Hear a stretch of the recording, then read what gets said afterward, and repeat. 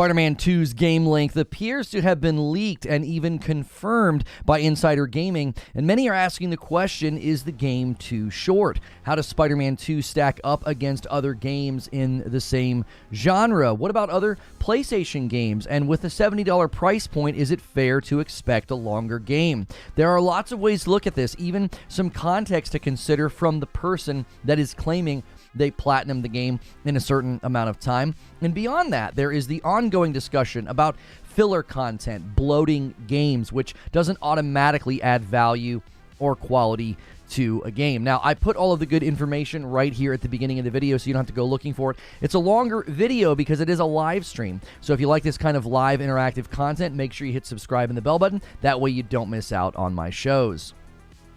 Well, Spider-Man 2 isn't out yet, and we haven't even had the review embargo drop, but the game length seems to have been leaked, which is obviously the cause for discussion about game length. Is the game too short? Is it just right? Should it be $70? Another thing to consider is, the genre of the game, expectations we should have for games of this type. What should the game campaign length be? How long should it take you to platinum? So first, we're going to look at what was leaked. This info has been confirmed and verified by Insider Gaming, but there is nuance and there is context that many might be missing as they jump to conclusions as well as criticisms. Completion times in games are somewhat subjective to how the player plays. Secondly, I want to look at other games, specifically other Sony games. There is no hard and fast rule here, but it is helpful to consider just how varied the spectrum is. I didn't find any uniformity across first-party titles and even other games that are similar to the genre of Spider-Man 2, probably because game length is subjective to the aims of the story and the style of game. If every campaign was exactly the same length, we'd have to question if that was possible without being rigidly uniform and using lots of padding and filler content. Lastly, I want to discuss the relationship between price and game length, or price and game size.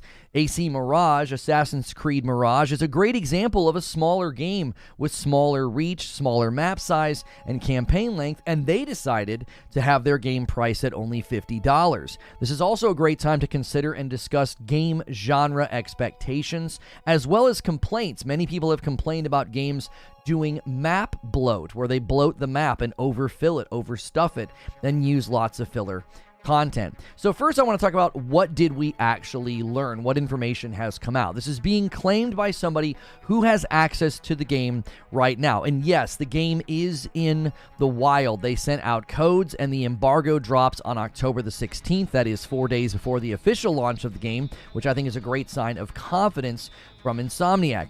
Keep that in mind in light of what's being claimed about the game's length. Insomniac is letting folks have this game for multiple weeks, and then they're dropping reviews 4 days before the game launches, all right? There's no early access here. This is not in some weird, you can't post your reviews or anything like that. Hopefully, they're not restricting what they can show. We saw that happen with Cyberpunk Phantom Liberty, and Phantom Liberty is great. I'm not sure why Cyberpunk was limiting. I don't know why CD Projekt was limiting that, so hopefully Insomniac doesn't do anything similar. Now, according to Insider Gaming, quote, copies of Marvel's Spider-Man 2 are out in the wild, and there's already a player who has claimed to have 100% completed the game in just 30 hours. So, who is making this claim, and did they provide proof? Because obviously that is something we want to know. It's not just somebody posting this on Reddit or 4chan. This is somebody who has their hands on the game. They did provide a screenshot, and more from Insider Gaming. They said that Twitter user ChrisGaming95 posted on the social media site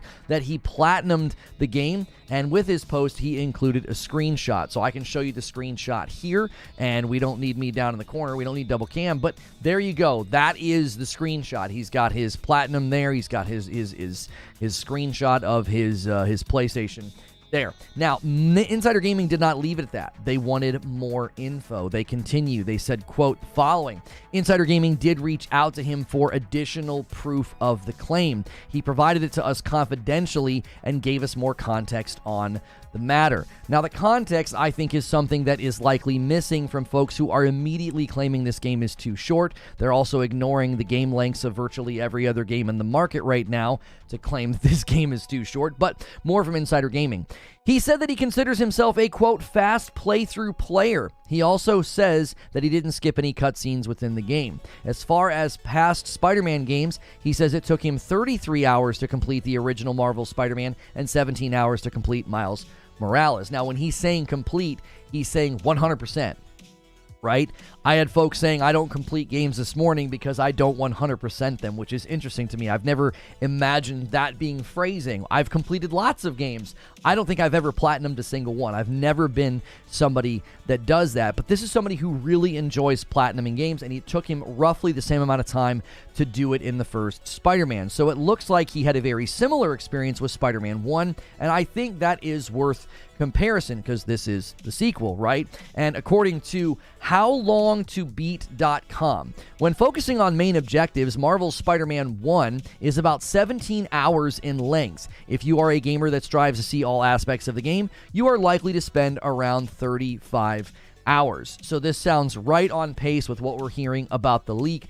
Folks that just beeline the campaign are going to have, a little under or close to 20 hours, and then if they do everything, it's going to be around 30 hours. So I would estimate the average player doesn't play through a game straight line. I mean, I know there's people that do that, but there's so much in the game. There's so many things that can distract you. There's so many pop-up events and little side objectives and activities to do. I don't think the average player is just going to just shoot through the campaign. And if you do, that's great, but you just have to know anytime you do that in a game, you're really kind of shortchanging yourself on content and length. Now, maybe you're in a hurry. I did this with Horizon Forbidden West. I was trying to get through it. I wanted to know what happened before Elden Ring came out. But usually people that do this know what they're signing up for. I don't always like doing this, but sometimes as a content creator, I feel almost forced to rush through a story. Review outlets feel the same pressure, which is why I'm glad Insomniac Games is sending out Spider-Man 2 so early, so they have ample time to do virtually everything. Now, that's comparing it to Spider-Man 1. What if we compare this to other games in a similar genre? What about Batman Arkham Knight? Okay, it actually lands in a very similar place. According to howlongtobeat.com, when focusing on main objectives, Arkham Knight is 16 and a half hours. If you go for completion 100%, it's going to take you about 50 hours. That sounds very similar to Spider-Man 2. The campaign length is right around the same time, just under 20 hours, and then completion time is 50. Now, completion time in Spider-Man 2 is a little bit lower at 30, according to the guy that did it. He did admit he's very fast at this. He plays a little bit faster, so you have to add a little bit of time there. But in general, I don't mind that. Like, I don't necessarily know if every player wants to look at that. Well, if I want to do 100%, what's it going to take? Well, the campaign's only 17 hours, but to 100% the game, it's going to take, 100. That's always a big swing, I think. And that makes a lot of players say, no, thank you. Now, I did a 200% run through Arkham Knight, and it definitely has more tedious map nooks and crannies to get, things to find, right? And I found it very satisfying. I really like that game. That game has aged incredibly well. It was recently, sort of praised by Digital Foundry on Twitter, and they were saying, man, it'd be great if this thing got a remaster or a remake. I could not agree more. Let's look at another game, though, that does this sort of semi-open world superhero game genre. Gotham Knights falls into a similar lane, according to howlongtobeat.com. It says, focusing on main objectives, Gotham Knights will take you 16 and a half hours, and if you want to do 100%, it's going to take you 48. So there's a pattern emerging here. The main campaign lands under 20, and again, that's if you just do that. If you do any side questing, if you get distracted at all, most of these games are going to take you about 20 hours to complete the campaign, but then you're going to land a lot higher than that if you go for a completion run. So Spider-Man 1, Batman Arkham Knight, and Gotham Knights all have about a 17-hour campaign. The difference seems to be the 100% completion requirement is lower on Spider-Man 1 and 2. It's not quite as high as Batman Arkham Knight and Gotham Knights. The value here, I think, is subjective to the type of player that you are. I actually think 100% completion rate being more within reach is preferable. If a game is around 20 hours, let's say, if you just do the main campaign, it's 20 hours. I think 30 to maybe 40 hours is reasonable. Anything more than taking you, if it's 20 hours to complete and another 20 to get 100%. I think that's pretty fair. That kind of doubles the length of the game. But again, this is subjective. Other people might think, no, if the campaign's around 20 hours, I want to be able to get another 100 hours out of the game to, complete it. Again, that's determined by the player. There's no hard and fast rule here. I'm going to touch more on that in a moment, like debating game value, game length, and price. But I want to consider other PlayStation games, because I think that is another point of comparison worth making, because this is a first-party Sony game. Is this falling below where other PlayStation games land? Now, when you start looking at the time to complete other Sony games, it's clear there is not some rigid rule here, okay? I used, for all of the stuff I'm going to say to you in this segment, I used howlongtobeat.com, all right? Pause. No, just kidding. That website I actually think is very helpful in considering these types of games. If you ever want to get an estimate on how long it takes to beat a game or 100% a game, check out this website. So for Uncharted 4, if you just focus on main objectives, it's 15 hours. To 100%, it's 31 hours. So that lands very close to Spider-Man 2.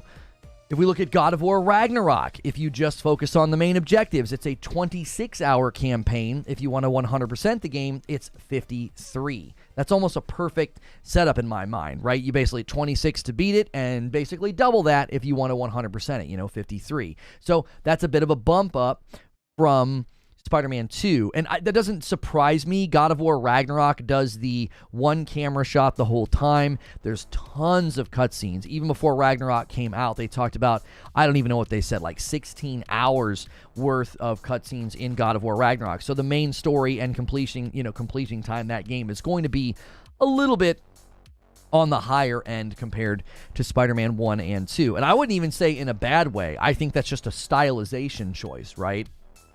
That's a game direction choice. I think that definitely adds to a main story playthrough as far as how long it's going to take you to do it. Then if we look at Horizon Forbidden West, it lands in a similar campaign length to God of War, but then completionist takes way longer. So Horizon Forbidden West's main campaign, if you focus on that alone, is around 30 hours.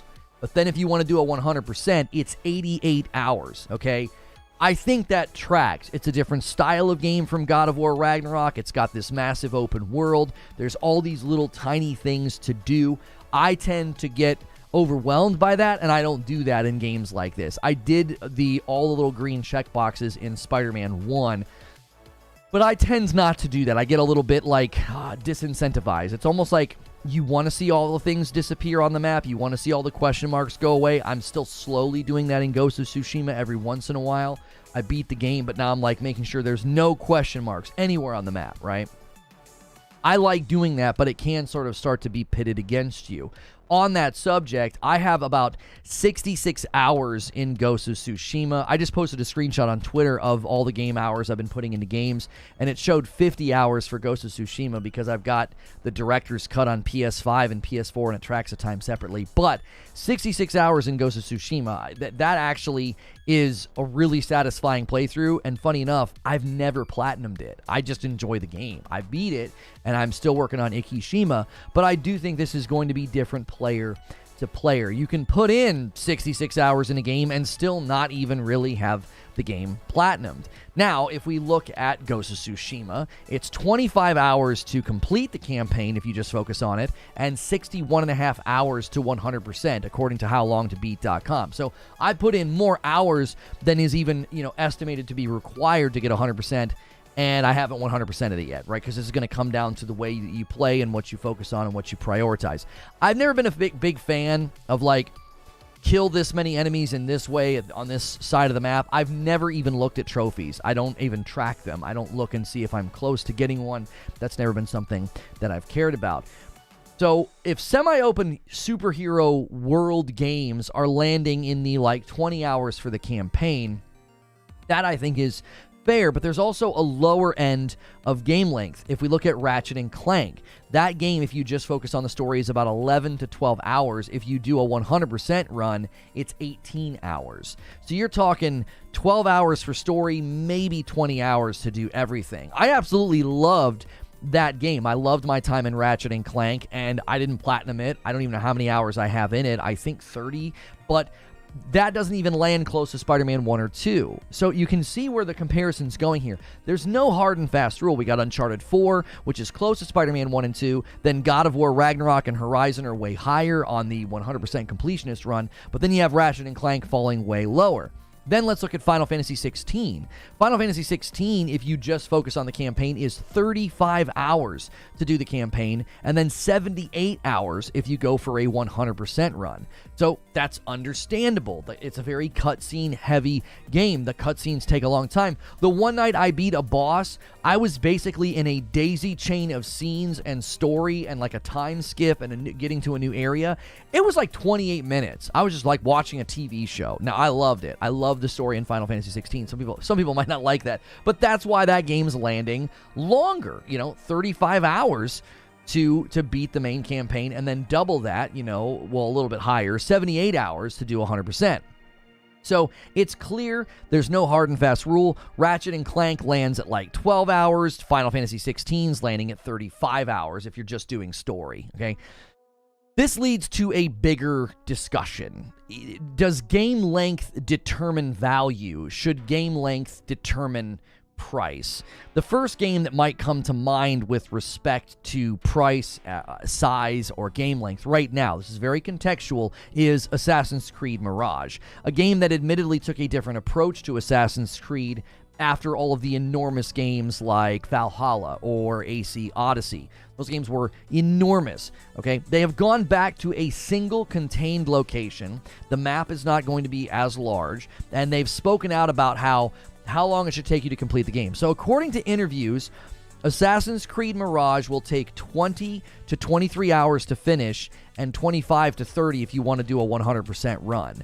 So the difference between a campaign run and a completionist run is 5 to 10 hours. That's great. Like, I think more games should be doing this. So this is very close to Spider-Man 2, and people are going to probably take issue with that on price, right? I saw this about AC Mirage. I generally celebrated this. I saw other people celebrating it, saying, this is fantastic.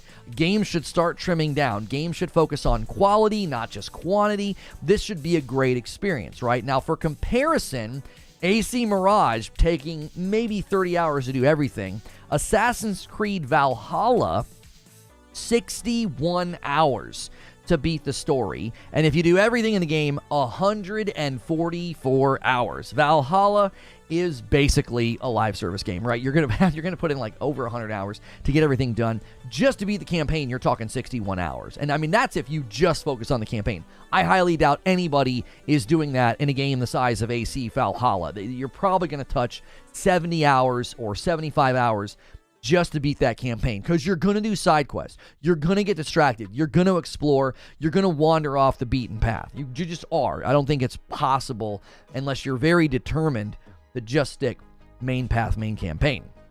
So if you have 61 hours to complete a campaign, and then half of that to 100% AC Mirage, that's a very stark difference. The point that may become one of contention here is that AC Mirage is not a full-price game. It's only $50. Given how many other games that we've looked at that are in the 20 to 30-hour completion range, I don't think that's why the price is lower, okay? I'm going to restate that, all right? I don't think AC Mirage has its price point set lower just because it's a faster game with respect to like 20 to 30 hours.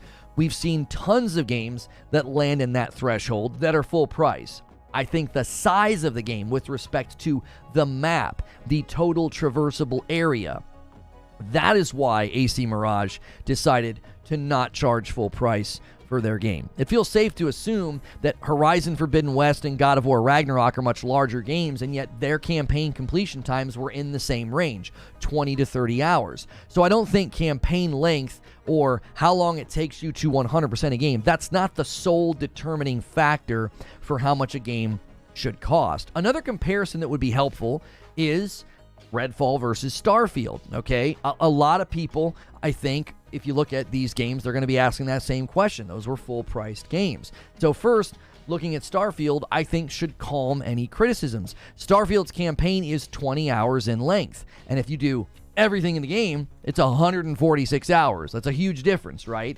the giant chasm between 100% completion of Starfield and the campaign, I think makes perfectly good sense. This is not a game that anybody expects to play and complete quickly, except there are people that just play campaigns. I've never understood that. I always think, like, if it's a game that's that large, why wouldn't you go do all the other things? In action-adventure games, I understand just kind of doing the campaign and putting the game down. But in games like Starfield, I always expect people to kind of go the distance beyond the campaign. You don't have to, but everybody's different. Now, this is not a game that anybody, I think, expected to put down quickly. Similar to AC Valhalla, there is a lot to do after you're done with the campaign. So the campaign landing in the 20-hour mark, I do think is worth noting, though. I continue to feel that once a main campaign gets beyond 20 hours, it's time to wrap it up, okay? A campaign's getting to the length of Valhalla, like 61 hours, I'm good. I don't want a campaign to take that long, all right? I don't mind longer games, but the content loop starts to get repetitive at that point, and it pulls the story quality down, in my opinion. In other words, completing the story in about 20 to 30 hours feels perfect. Everything after that can, by its nature, be more repetitious because you're clearing the map, you're doing side quests, you're doing smaller objectives. So they're smaller in scope and size, so they're going to be more repetitious. That's totally fine. The campaign should feel like a perfectly sized meal, like a complete product, and all the extra stuff can be opted into if you want. Given that both Starfield and Redfall were $70 games, it's worth comparing to prove the point. Redfall takes 12 hours to beat the campaign and 32 hours to do 100% completion. That's significantly lower than Starfield, and yet they are priced the same. Now, let's just imagine Redfall didn't have all of its quality problems. Let's just say it was a solid game and it got good scores. Let's say it was an 8 out of 10 game. Okay, you wouldn't determine its price point by game length, as we've demonstrated across a large spectrum of games. And that's a point worth making. Game genre expectations have to be established. I do not expect games like Spider-Man or Ghost of Tsushima to have the amount of completionist content like Starfield or Valhalla. They are different style games. They've got different approaches to the content. Beyond that, people spend hundreds of thousands of hours in games like Destiny, Diablo, Elder Scrolls Online. Why? Well, those are ongoing games with content loops that are built for repetition. Action RPG games or action adventure games, they don't feel built to have me running 60 plus hours of completionist content, especially in light of all the complaints from gamers recently about games having too much bloat, too much copy paste. Completing a game's campaign and looking at a map that will demand 3 to 4 times what I've already given the game to complete it, that just feels lopsided. I'll admit, AC Valhalla feels a little bit lopsided, but people loved it. It felt maybe built to be more like an ongoing live service action RPG. I generally expect a 20-hour campaign game to have 30 to 40 hours to 100% it, right? If it's a 20-hour campaign, 30 to 40 to do everything. And it should just scale up from there. Now, this is obviously my opinion, but certain genres and game types are not as conducive to long-tail engagement. It's a question of potency versus quantity. When you're telling a story with content, the potency of the story can be diminished by repetition. This is why fetch quests or chase the person through the streets quests, they can start to get old really fast. You sort of know the outcome before it happens. So I've grown to appreciate more games seeming to embrace trimming down and focusing on quality. We know that Spider-Man 2 has side quests that will be more impactful. They'll be more worth doing. They're going to include major players and good story beats. I will gladly take a game with less frivolous side questing, especially given we know the map is just going to be full of things to do. Like we've seen the map in Spider-Man 2. There's going to be all sorts of little things to do. I don't need a ton of side quests that are also feeling in that lane and in that vein. I think game length, value, and price is a great discussion to have. But until Spider-Man 2 reviews drop and the game hits the public, we can't truly know the value or quality of the game. Like so many other factors, game length is just one way to measure a game. I, for one, think a good blend of quality and quantity is what all games should strive for. Games like Spider-Man 2 could easily pad out a bunch of extra content with copy-paste missions and copy-paste activities. Doing that doesn't raise the quality of the game, even if it raises the time to complete it. So for now, it seems Spider-Man 2 is landing close to where the first game landed with respect to length of campaign and length to platinum. And for me, that's right on target for another great game. So let me give you my thoughts and my conclusions here. The first thing I'm going to tell you is be on guard for spoilers, okay? It's crazy that this is the world we live in now, right? Console tribalists are already committing and saying that they will try to ruin Spider-Man 2 for fans of the game. That's not what this leak was about. I want to make sure these things are happening at the same time, so I want to kind of take up for the guy that leaked the length of the campaign and the length of time it took him to platinum. He wasn't trying to harm this game or ruin it for other people. The people that are doing this are in a weird place in life. Like, I think they genuinely probably need help, but that's not what this guy was doing. As far as I can tell, the leaker was being purely informational. He was happy to admit he plays faster than most people, and given all the comparisons that we've done, I think Spider-Man 2 is landing in a great spot. I'm not concerned at all about the length of the game. I prefer games to be a lot easier to complete anyway, okay?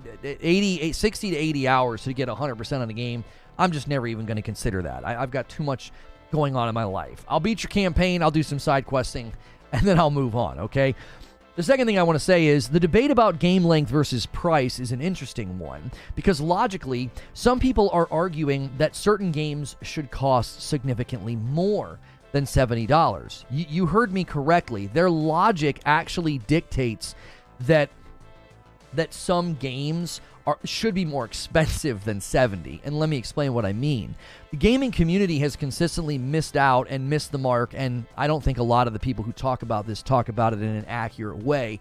The fact that gaming budgets are insanely more expensive today. We did a little bit of research into what went into, like, there was a Mario game and a Zelda game for the Nintendo 64, and they built both of those games with about 200 employees and $12 million, which, according to inflation, is nothing compared to what is spent on games today. The budgets of games are insane.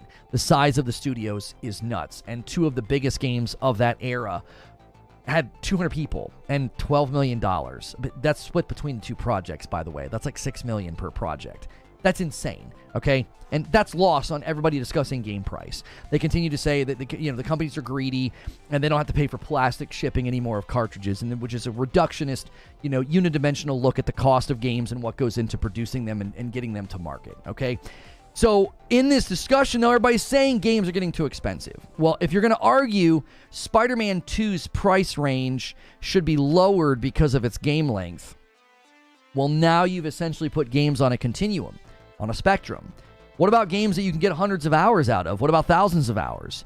So should Elden Ring cost more? Should AC Valhalla cost more than 70? If you're going to put games on this continuum and you're going to say, well, this game falls a little bit short, it should cost less. And the problem with that anyways is that there's plenty of games in the market, whether it's Starfield, whether it's Redfall, whether it's Batman Arkham Knight or Gotham Knights or Uncharted 4, all these games land in similar thresholds of here's how long the campaign is. Now, the platinum completion number is all over the place when you look at these titles, but in general, campaigns are landing in and around 20 hours in many games, and I think that's a great place to land, okay?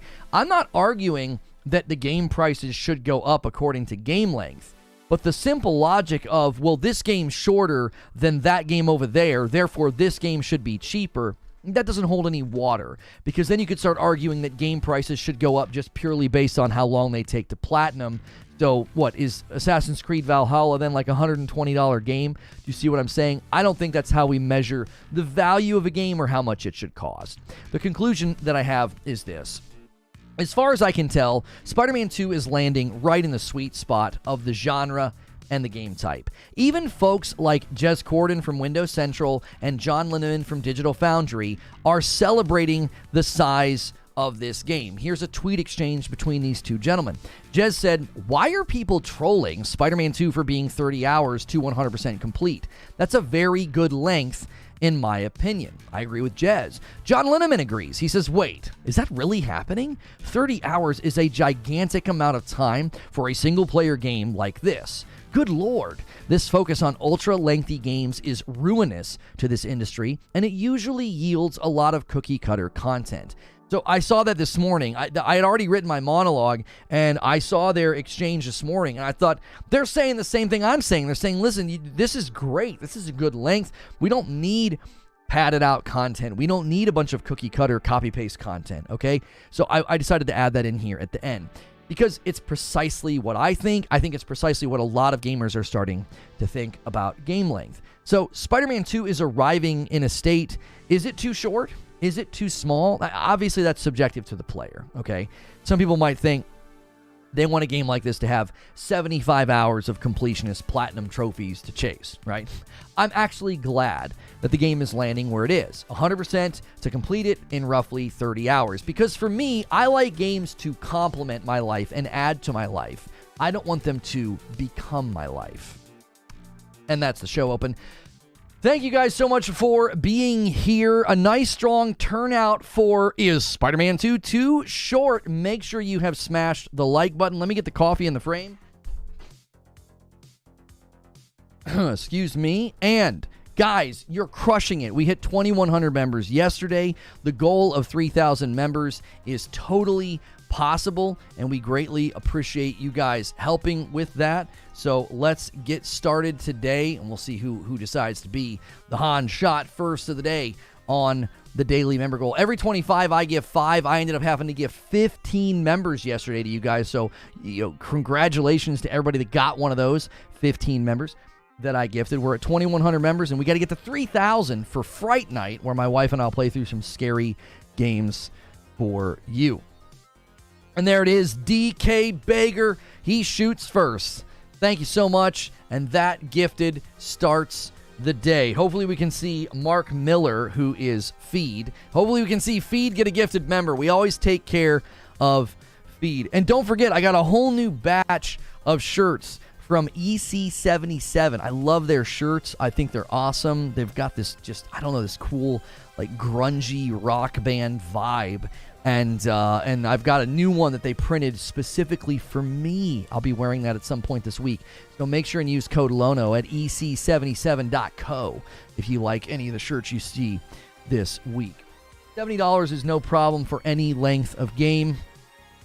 Dave Langer says, you have to remember there are no loading times, and traveling around the map is going to be super fast with the wingsuit.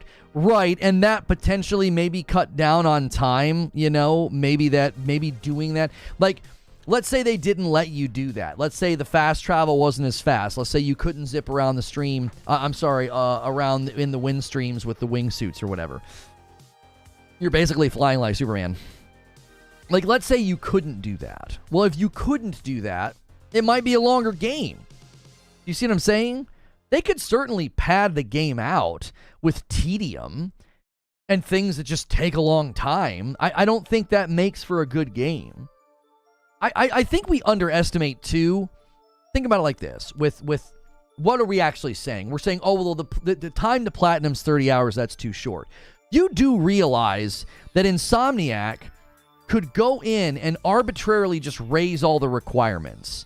Oh, instead of killing this many people in this style of content, we've doubled it now.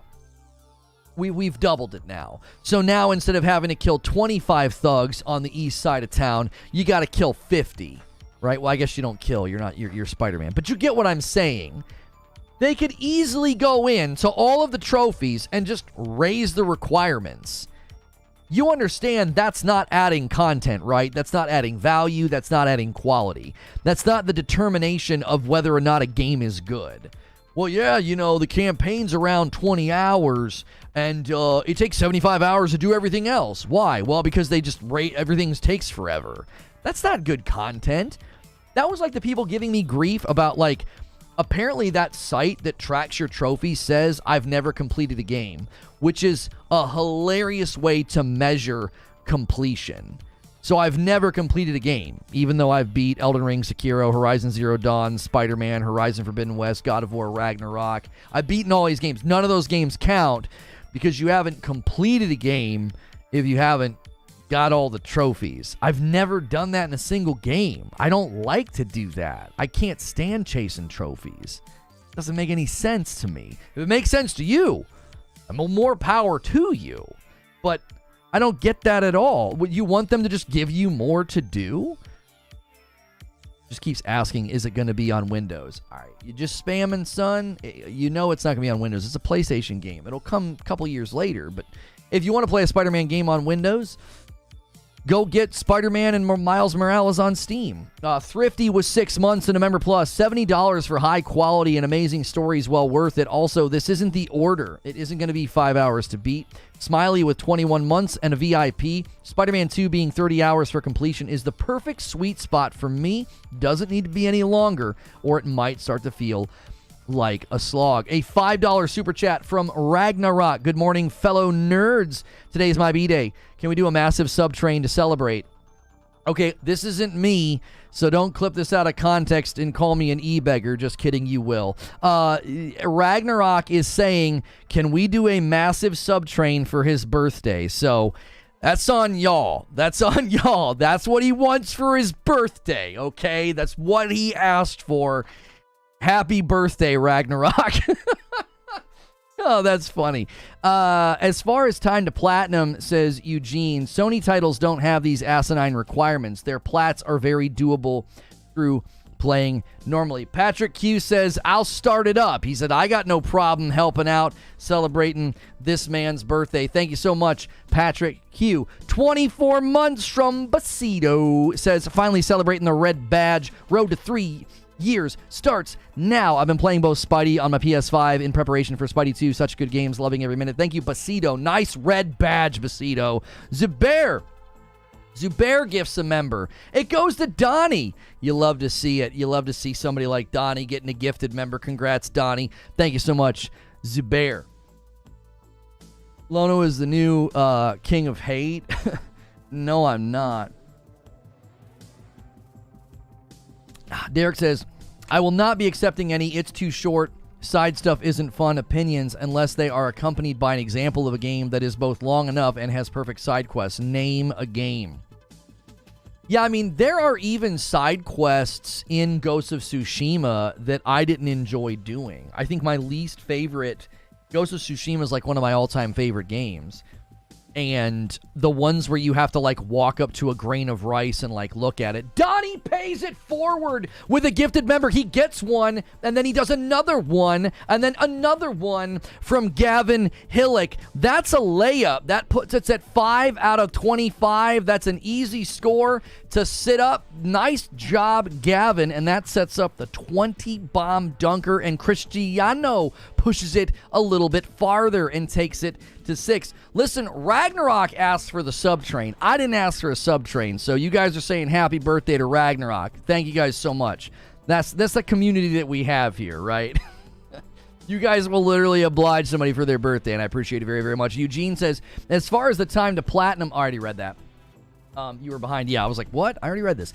First Spider-Man game was long enough for me. Has a great story.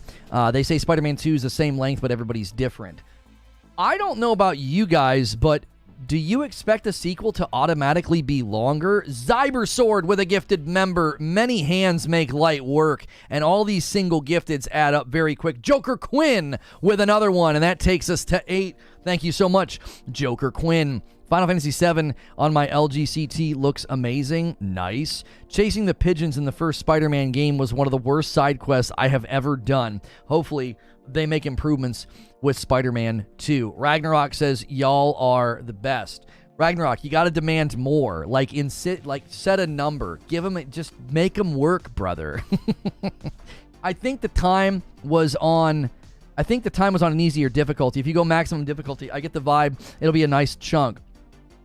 Right. I mean, we don't know if he put it on story difficulty, so, did he, never die and button mash his way through the hardest fights? There's just no way to know. He said, admittedly, he plays through games rather quickly, right? Po Buddy's Nervic with 12 months, and it's a VIP, says, happy birthday, Ragnarok. Good morning, Lono. And Rissick comes in with a gifted member and takes it to 9 on the day. And Po Buddy's Nerfic takes us to 10. Thank you so much, Po Buddy's Nerfic. Eugene says, Miles Morales, 27 hours, Spider-Man Remastered, 49 hours. That includes DLC. I did not platinum these games. Yeah, I've never platinumed the game. It just doesn't interest me. You know what I mean? Some games I'll go the distance with, right? 66 hours in Ghost of Tsushima. Somebody provided me with that information because they said you had to combine the two. They found a website where they combined the two or whatever. But Spider-Man on the PlayStation 4, 36 hours is what I put into that game. The 36 hours. And Horizon Zero Dawn, 64 hours into Horizon Zero Dawn. God of War on the PlayStation 4, I put in 54 hours. So that's typically, how I handle these, right? I go in and I play about as much as I possibly can, and I think that's the difference between me and folks who chase platinums. It's like I just have never, ever been interested in that, right?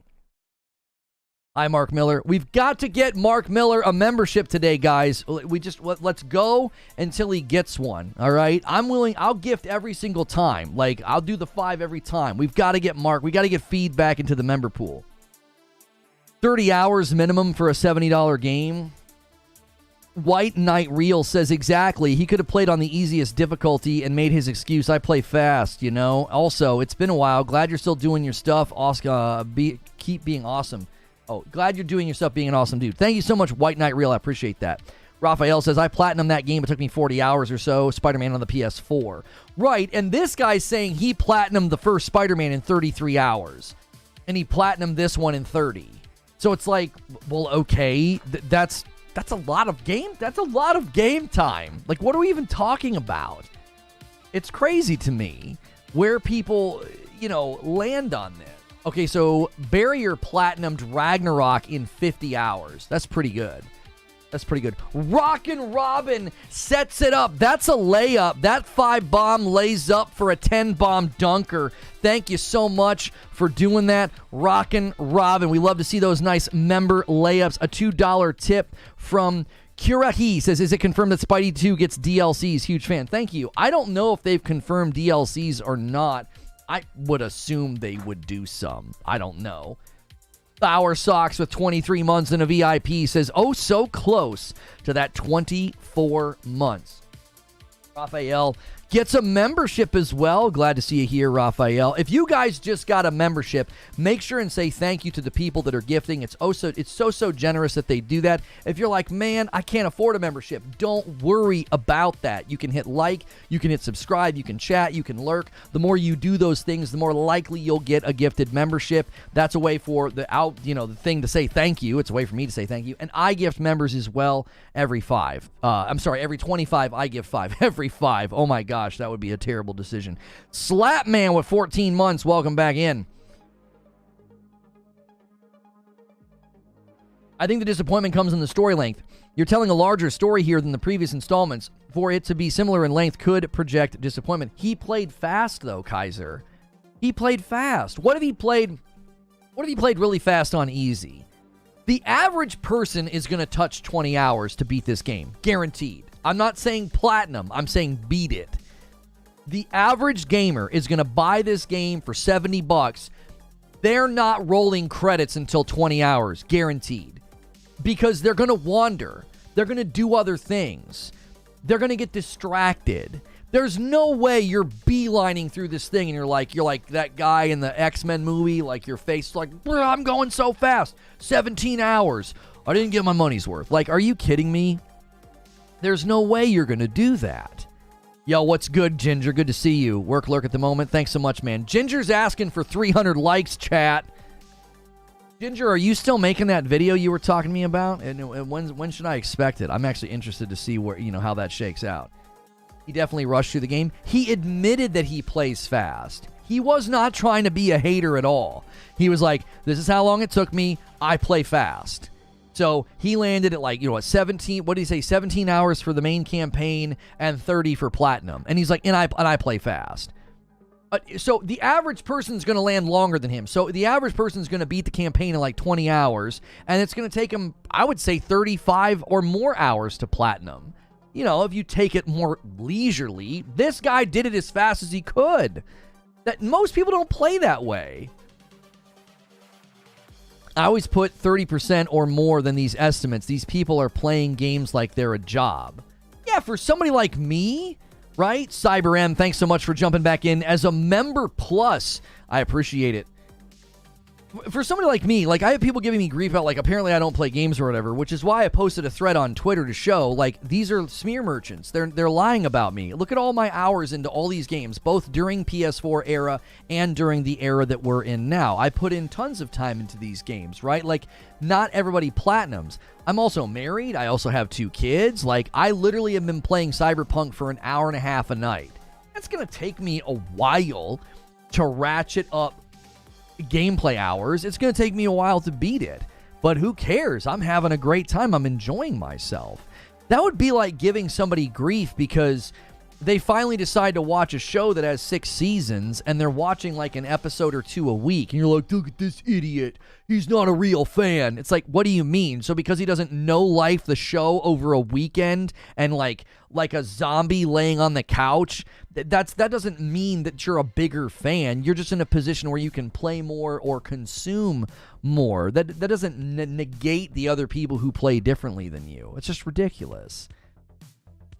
Story length isn't really modular. Take the time it takes to go through a mission with cutscenes. If you don't skip, it's the same for everyone. Yeah, but Kaiser, story length is modular to a certain degree, because if I play on easy and you play on normal, I guarantee you I'm shaving time off. Why? Every fight is faster. How many fights do you think you get in a game like this? Thousands by the end of it? I would think you've gotten in hundreds, if not maybe even thousands of entanglements, fights, whatever. And all those minutes add up.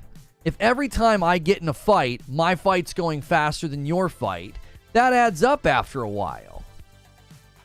Do you see what I'm saying? And if I get distracted and I go and put a bunch of time into doing some side quests in an area, that's going to add time as well. So I may be playing completely differently than you. What's funny is I could play it on easy and go through the story faster than you, but then clock more time than you. Why? Well, because now that I'm beating the story faster, I start wandering off and doing other things. Difficulty drastically changes the length of a game. If you and I had a race to beat a campaign, and I put it on easy and you put it on normal, I'd smoke you. You wouldn't stand a chance. Enemies are going to die way faster. You're going to be stuck in fights, and I'm going to be moving on to the next thing. I'm fast traveling. I'm zipping across town. I'm flying across town. Next fight, next fight, next fight. Every boss fight's a button mash click through. You know what I'm saying? Certainly not 10 hours. Oh, I disagree. If the average campaign completion time is around 20 hours, I guarantee you if you played on easy versus normal, I could shave off 3 or 4 hours easy because I'm not entangled in any of the fights for very long. People refuse to play Halo on anything but Legendary. It turns 5 to 10 minute encounters into 20 or 30 minute encounters. That's what I'm saying. You like, just one fight alone can double in length if you're on normal versus easy. Easy in these games is ridiculous. You can't die. My kiddos were playing the Insomniac Games on the easiest difficulty. It's called Story. You literally can't even die. Like, you just get knocked down. So there is no, oh, shoot, that fight didn't go my way, gotta reload. That doesn't even happen. Do you know how much time that saves you? I'm not saying that it would be a night and day difference, but when somebody beelines the story on easy and is like, yeah, it's only like 17 hours, and you're like, that's just too short. I'm gonna be honest with you. I think you're gonna play this game and you're not going to experience that. I'll give you an example. When I saw how long Ratchet and Clank was, it shocked me. Do you want to know why? I had no idea how long it was. I couldn't have told you. If someone's like, hey, how long did it take you to beat Ratchet and Clank? I would have said, I don't know. I would have guessed around 20 hours. That's what I would have guessed. Now, I put in, I believe, about 30 hours into Ratchet and Clank. Okay? Now, my memory of the game is, I don't know, it took a while, right? It took a while. I have put in 30 hours into Ratchet and Clank. I have 73% of the trophies, and I didn't go for a single one of them. I didn't try to get a single trophy in that game. I have 66 hours in Ghost of Tsushima, and I only have 44% of the trophies. Don't even care, right? 33 hours in Returnal, and I only have 25 trophies. I don't know how many trophies are in that game. It's out of the frame. It's out of the picture because of the logo or something. It's like shoved everything down. 26 hours in Jedi Survivor, only 41% of the trophies, right? Let's go to the real big kahuna here. 126 hours in Elden Ring, 65% of the trophies. Let's go to the biggest dog of all. Destiny 1, the first Destiny, 1,449 hours, only 77% of the trophies. So a game that I put almost 1,500 hours into, I didn't even get all the trophies in that game, right? So when I saw that Ratchet and Clank was that short, I was like, I would have thought it was like a 20-hour game. I freaking loved it. I absolutely loved that game. I was like, that was such a great experience. I've shared that experience with my kids. I've let them play it because it's an amazing game. Long story-driven games, from my experience, tend to be drawn out rather than a tight experience. T-Tube70 says, game price should not be tied to game quality. Hellblade's like a 6-hour game, and you probably wouldn't bat an eye at paying $70. No. Let's say Hellblade 2 is like 20 hours to complete. Brother, I can't spend that $70 fast enough. They're like, Hellblade 2 releases today. The campaign is about 20 hours, and it costs $70. Here's my money. It's like, here's my money. Let me play. Like, I don't freaking care. Well, I don't know. I mean, I wonder if sometimes this is like a weird... Ginger would be familiar with this. We talked about this once on a podcast. You know how we can optimize the fun out of a game? I wonder if we can analyze the fun out of a game. And I'm gonna self-report on myself a little bit here. So as I've been playing Cyberpunk, Phantom Liberty, the dialogue still does that thing periodically where, like, it's halting, right? Like, the guy just kind of stands there. I just had a pretty cool scene last night with a pretty major player, and there were a couple times where we both just kind of stood there, and I was like, what's going on? And then he started talking. Now, I would say, when I played the game previously, I overanalyzed that, and I was maybe overly critical of that. Now that I'm enjoying the game, I'm like, he was just going to the right dialogue line. He's got like 15 to choose from, and I said this combination of things, and so he's calling the dialogue line, right? So there's like a slight hang. It's not like a long time. It's just like, are we done? Oh, he's talking. So I think you can analyze the fun out of a game. And sometimes it's because you're not enjoying yourself, so then you're overly critical. I've never been enjoying myself in Cyberpunk, so I was overly critical of certain things. Why? Well, they start to add up. It's like death by 1,000 paper cuts. It's like everything this game is doing is annoying me. Well, now that I'm having a really good time, all those things aren't as annoying. It's like, that's not a big deal. I'm having a great time. I'm interested in the story. That little brief pause there is no big deal. But when you're having a bad time in the game, that little brief pause, that's just like one more irritant, okay? So, let me circle back to what I was saying about game length. Like, if Spider-Man 2, if it's too short, what are we basing that off of? Are you basing that off of your experience, or are you getting out a stopwatch every time you play, and are you analyzing the fun out of the game? Because I couldn't tell you how long Ratchet and Clank was. Why? I played it, and I loved it. I had an absolute blast with that game. If someone was like, is it the same or longer than Spider-Man? I'd be like, I think they were the same. I don't know. Why? Because I was just having a good time. So if you're going to approach Spider-Man 2 and like play it with a stopwatch out and be like, well, we're getting near the end, and I've only played it for 15 hours. I want my money back. Like, okay, you're taking, I think you're taking an over-analytical approach to game value and game quality. You're almost getting in your own way at that point. Ginger says, I feel video games are or can be more enjoyable when you suspend disbelief. As a programmer, this does take conscious effort. Yeah, because you know exactly what's going on. You're like, yeah, I know why that guy paused there for a second.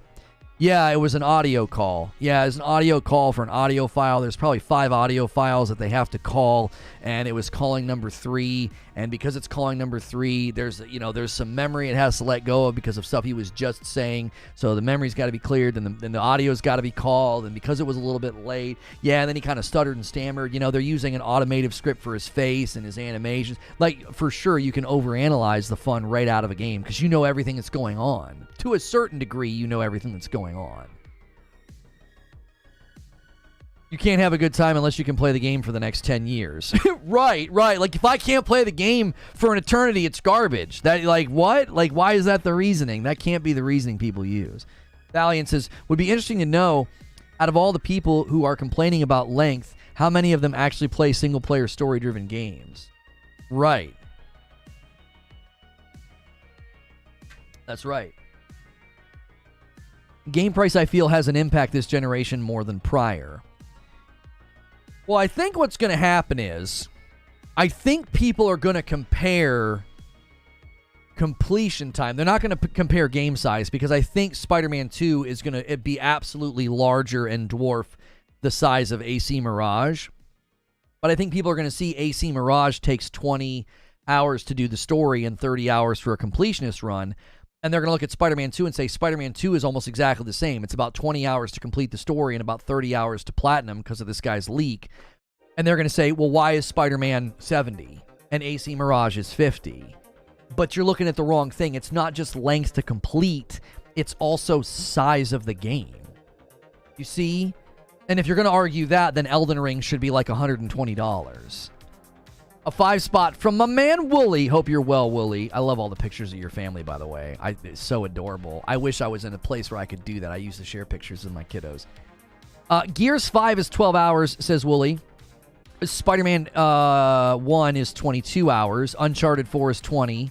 Factoring in Spider-Man 2's faster traversal, 25 hours is spot on. Well stated, Wooly. In the opening monologue, I compared it to like Uncharted. I compared it to Horizon Forbidden West, Final Fantasy 16. I compared it to Arkham Knight and Gotham Knights. I was like, let's just go to another open world superhero game, right? Let's just go to another open world superhero game. About the same, right? You see what I'm saying? Like, the comparison to AC Mirage can't be made until the game's in the wild and we can see size of the traversable area. I think AC Mirage is going to be very contained. What that means is you're retreading a lot of areas over and over again. The map in Spider-Man 2 is enormous. It's twice the size, roughly, of the first game. That's crazy big.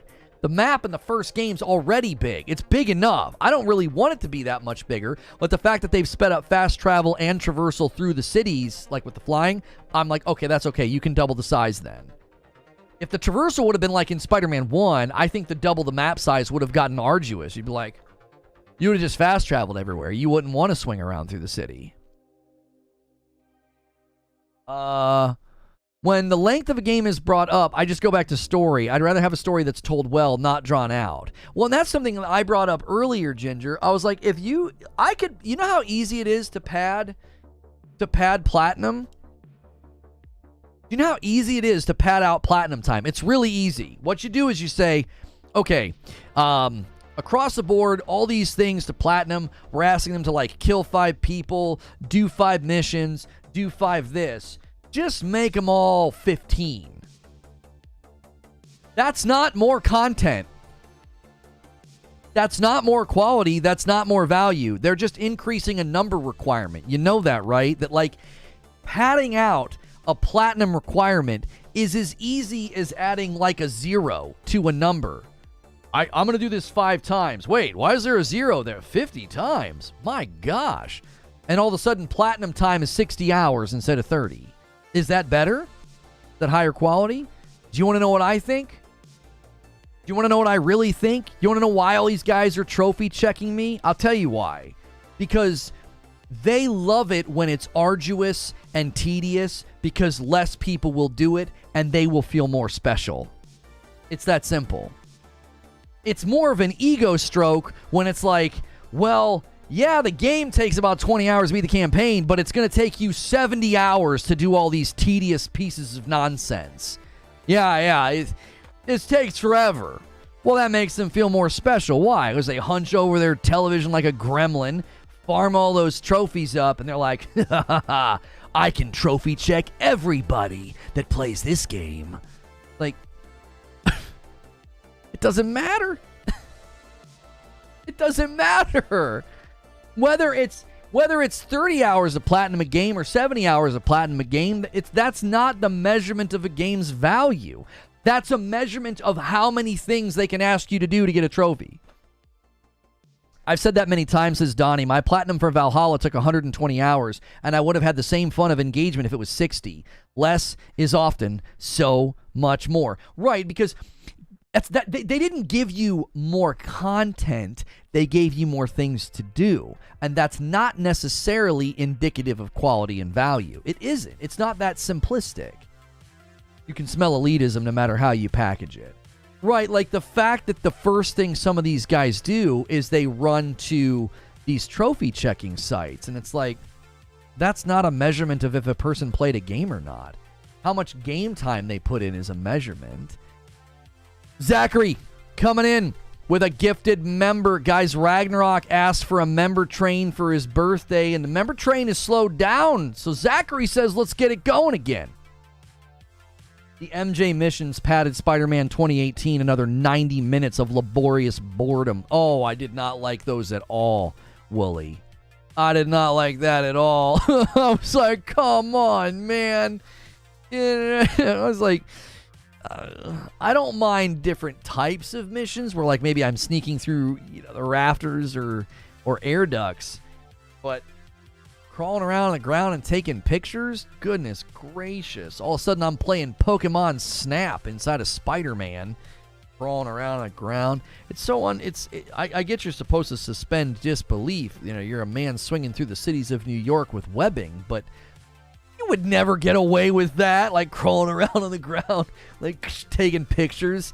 It'd be like, who is that over there? You see that person crawling around on the ground? You think they're spying on us? Catwalk with a gifted member. He says, all right, I'll jump on. Asking for a member train. He says, I'll give you one. Thank you, Catwalk. You didn't mind the MJ missions? Yeah, I if you liked them, that doesn't bother me. I didn't like them. It's like, come play a game where you're Spider-Man. And you're like, this is awesome. I got new abilities. And they're like, all right, now you're going to play a 20-year-old reporter, and she's going to crawl around the ground and take pictures. And you're like, wait, what? I'll be honest. I didn't like playing as Atreus. I thought Atreus' gameplay loop was overrated. It got long in the tooth. I wanted to play as Kratos the whole time. I think they did this over the Atreus because there's going to be a side game with Atreus like they did with the $40 side game for Uncharted or Miles Morales. A side game for not full price. But I thought playing as Atreus was so overrated. First time you turn into like a wolf, you're like, oh, this is awesome. Or the time you turn into a bear and he's fighting alongside you, it's freaking awesome. But I got so tired of him whacking things with his bow, I was like, come on. Overrated. Hurts the replay value. Hurts the replay value. You really want to replay God of War Ragnarok and ride around on a yak for like 35, 45 minutes talking to some pretty girl?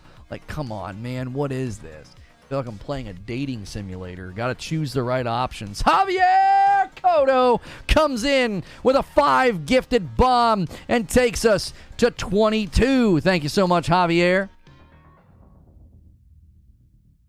Atreus was fine. The Valhalla bear fight was the best part, though. It really was. You had me at pretty girl. You don't think they'd expand his abilities? I'm sure they'll expand his abilities in his own game.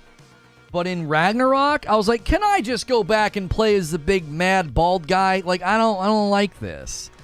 I don't know. I'll tell you what it was. It was too arcadish.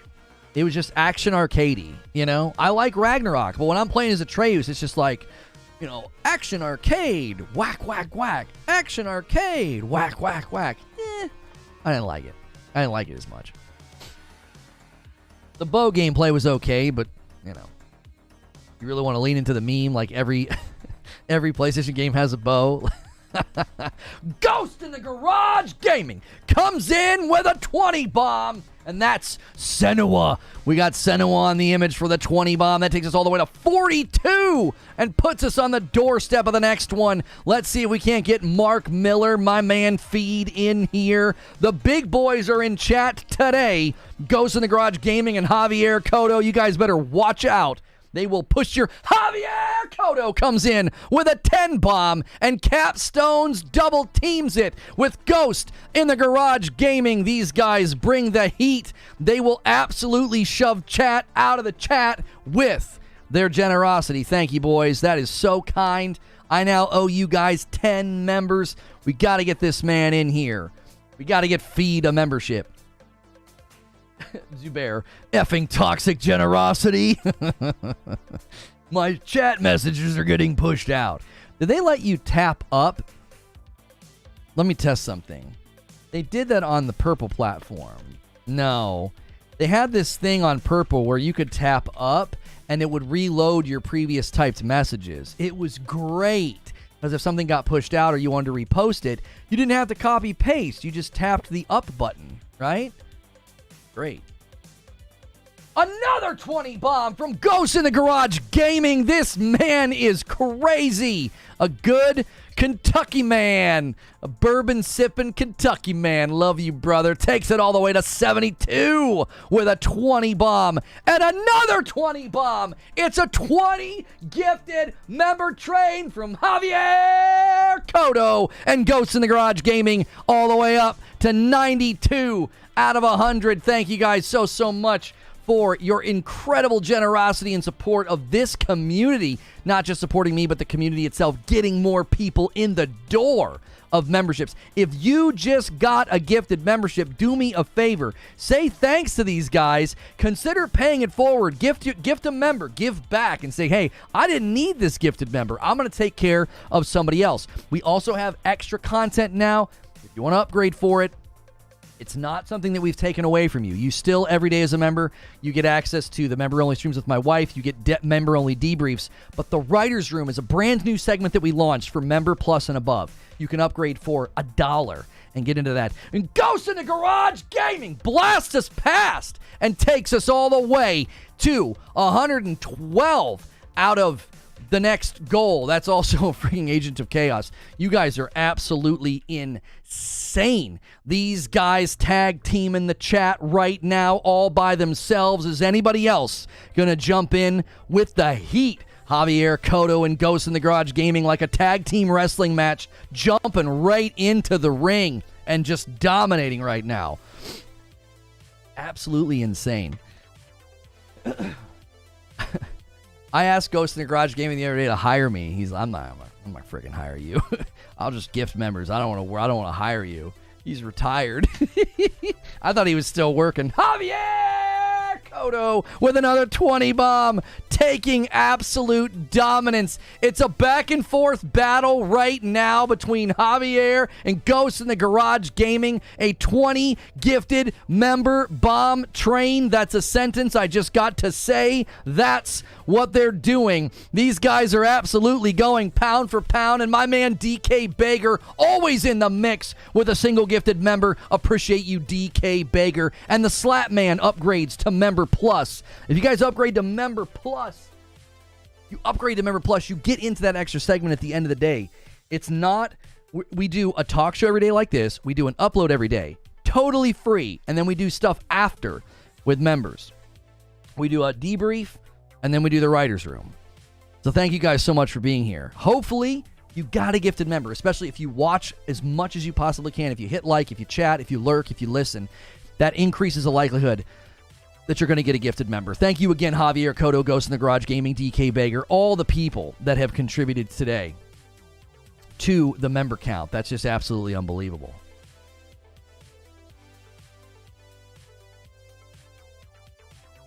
Joker Quinn, another faithful gifted member right here. He's always gifting, always bumping that line, always reminding people to support and jump in. 134 out of 150. And Toasted Notes with 8 months says, getting it. Thanks so much for the VIP. I have like a tiny scratch on my thumb. I don't know what I did.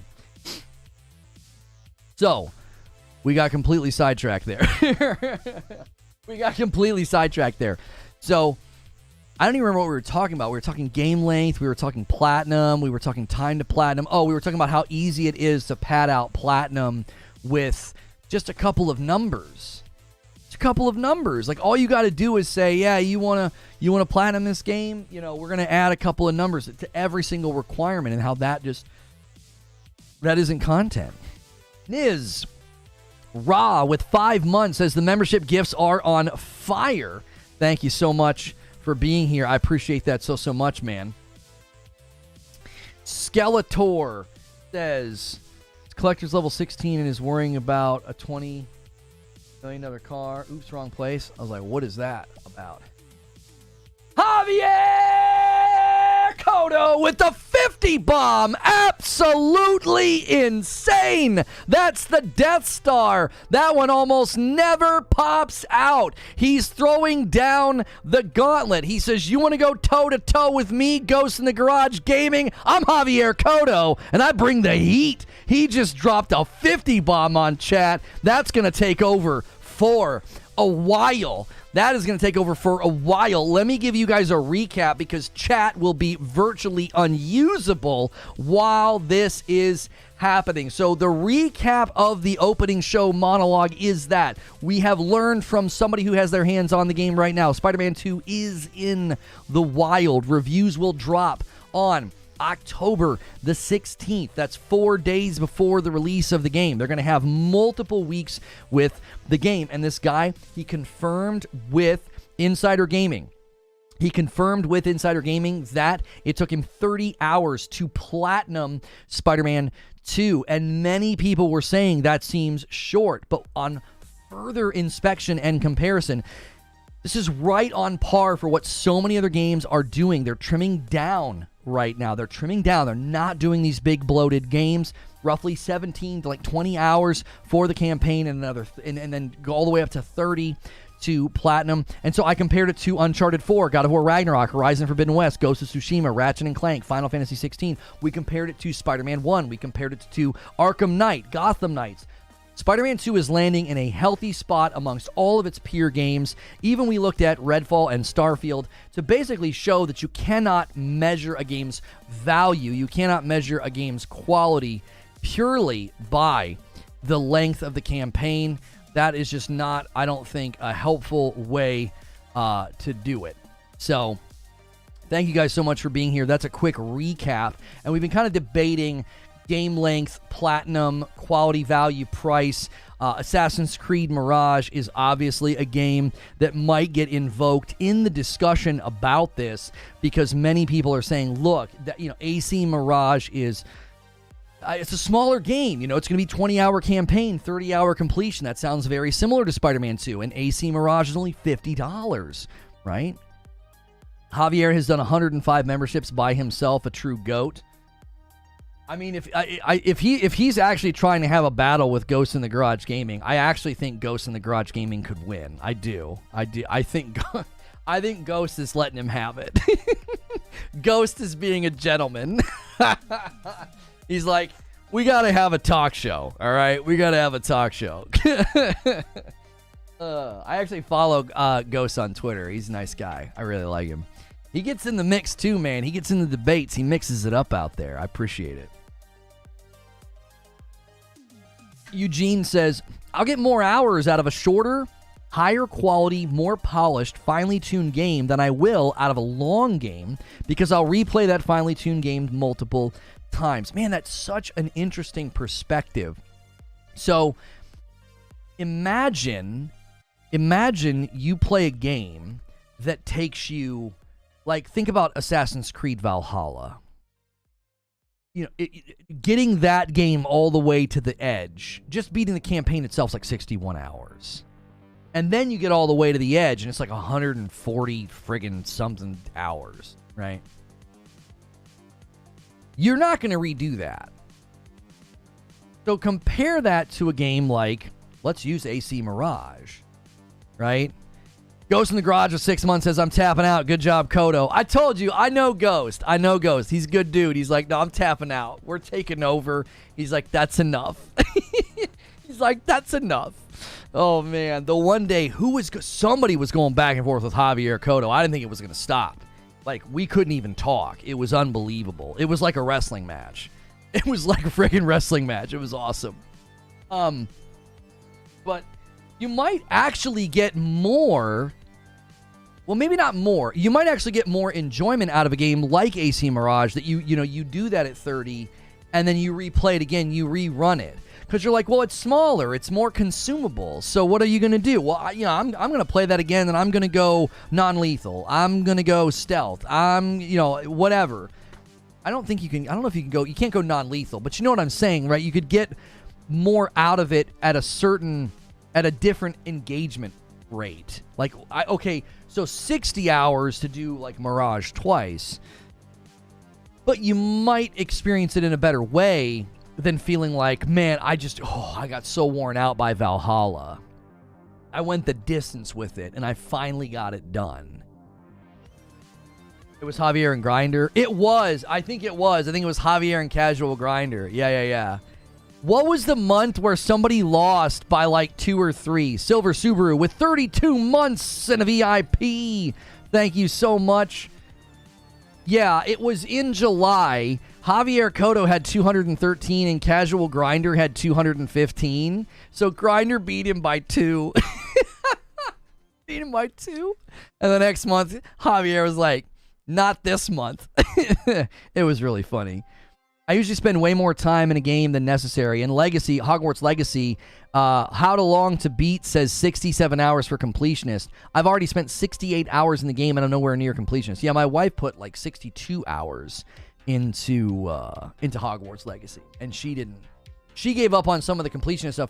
There was a glitch. She couldn't get one of the things. It said that there was a we literally looked a guide up on the internet, and the moth wasn't there. She went to the exact spot where we're supposed to be on the wall where you do Lumos, and it follows you, and it wasn't there. So she was like, all right, I'm done.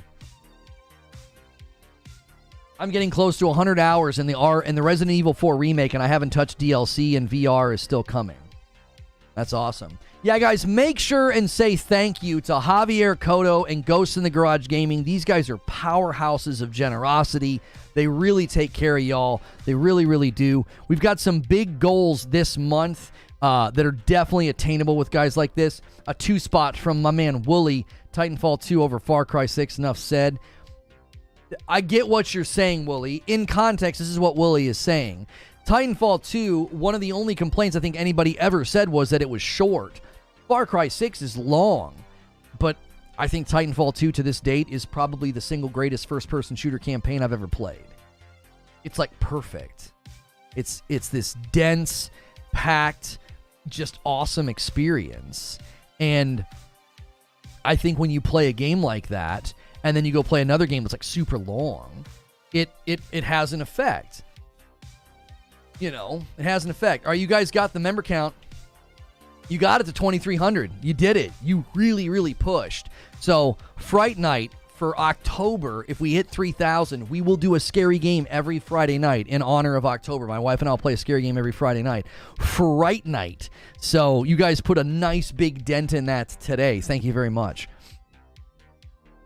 And I owe you guys a bunch of members. We'll probably hit 200, like 16 more, which means I will owe you 20 members. So I'll even add to the pile myself.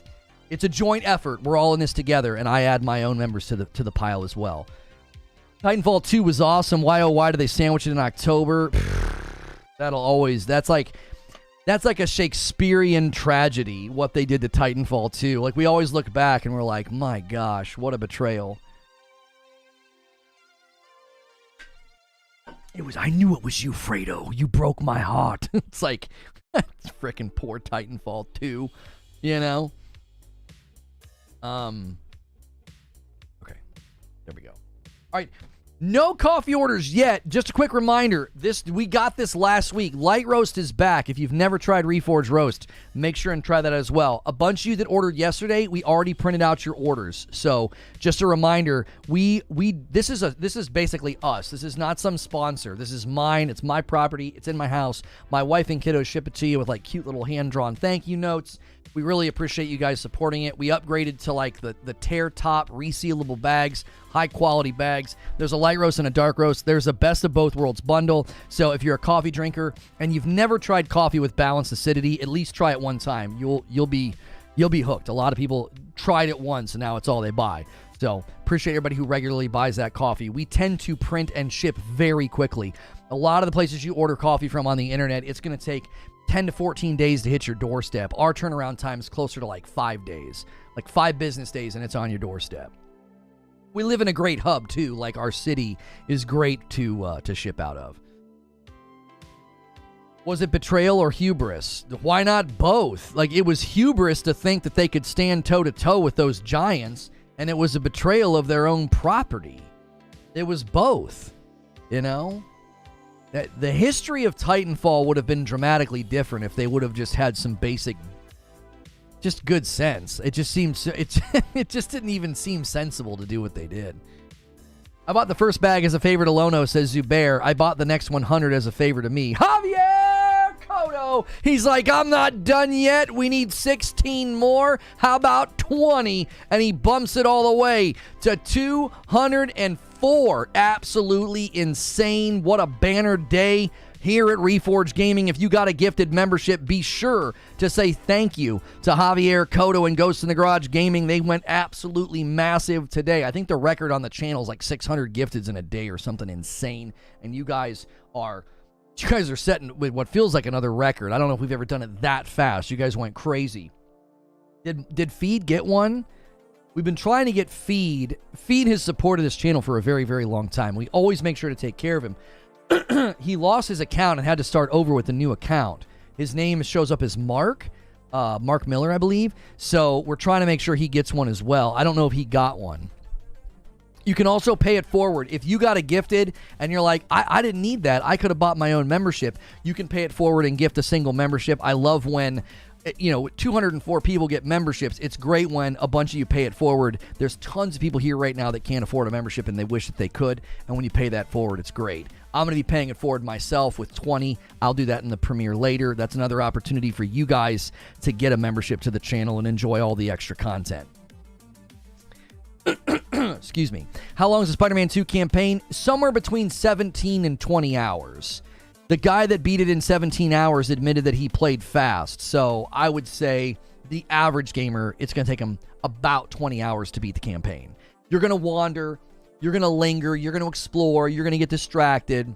You're not going to beeline it and beat this thing in 17 hours flat. We also don't know if he turned the difficulty down. We don't know. Exactly. My complaint for Spider-Man 2... because the web swinging has pure physics, zero assist option, akin to Spider-Man 2 on 2004 and PlayStation 2, will hold far more replay value. I'm not catching what you're saying, Wooly. Are you saying what's adding replay value? The swinging or the traversal through the city? Javier says, you're welcome, guys. It's my pleasure to be here. I think people talk about length equals quality or money spent, don't really enjoy games or even how they are talking about, or even know what they're talking about. We basically said that you can analyze the fun out of a game. You can optimize the fun out of a game. If you've ever played a game where you're trying to level, you're trying to get loot to drop, and you optimize the fun out of a game. Because you're trying to get the most drops. You're trying to get the best drops, okay? And it becomes a mechanistic exercise of optimization. I believe people... I wonder if you could really analyze this. And there it is, a nice layup to 205. Thank you so much. What an easy score. Setting it to 205. That means a 20 bomb is now right away from the next goal. Thank you so much, DK Baker. A 5 spot from Ragnarok. This community is great. Even if I'm not active in chat, I'm listening every day while working. 10 out of 10 community. Ragnarok asked for a member train, and boy, oh boy, did he get it. Thank you so much. I hope that was a worthy member train for your birthday, Ragnarok. I wonder if you could really analyze this. The people that are mechanistically engaging with games are the same people who trophy check me on Twitter. They are existing more mechanistically. They've integrated too much with technology. They're so binary about everything. They're so tribalistic. They are mechanistic in their existence. The way that they behave and tribalistically attack, they exist in a false binary. So you're either their enemy or you're their ally. And they look at games the same way. They interact with them mechanistically. So it's like, well, this game's not long enough, therefore it's bad. That's such a false binary. That's not a determination of a game's quality or value. But when you've become mechanistic in your personhood, identity, and behavior, then you're going to behave and analyze and judge things mechanistically as well. When you play a video game, that's what you're going to do. How long is it? What do you mean? Have you played it? No. How long is it? How long does it take to platinum? Well, it's like 20 hours for the campaign, like 30 hours to platinum. Yeah, it's too short. This game over here was 30 hours campaign and like 70 hours for platinum. That's a bad game. It's like, what? Like, that's such a mechanistic way to judge something. That's so rigid. Wooly says, sorry, typo. So they're overhauling web traversal in Spider-Man 2 to make it more akin to 2004 PlayStation 2 Spider-Man 2 game where the webs have real momentum-based physics and webs physics, higher skill curve. Oh, so you can actually get better at like slinging yourself forward quickly? There's actual physics involved? It was more locked in the last game. You could only travel so fast. You would dive, swing forward, jump forward, grab, dive, swing forward, jump forward, you know, because you do like the X thing. You can only chain it to go so quickly. Still the best Spider-Man game ever made, but the upcoming Spider-Man 2 could top it. Dan Tio says, Spider-Man 1, God of War Ragnarok had the perfect length for platinum, 30 to 50. That's a great for people like me. We don't have time to grind hundreds of hours. Same. I think that I've phrased it this way in the past. Sometimes a game's map, a game's, you know, the my man, a game's map and all the things that you can do on it. It's almost as if your investment is pitted against you. And this is what I mean. So picture a map with, let's just say there's 10 regions in this map, and each of those regions has 5 check boxes that you need to check. So in each region, if you do all the things, you get a check box. Get you a little check box. So just picture a game with 5 regions, and each of those, I'm sorry, I said that backwards. Picture a game with 10 regions. Each of those regions have 5 check boxes. You're like, okay, that's not too bad. I have 50 check boxes. I've got 10 regions. Each region has 5. That's not too bad.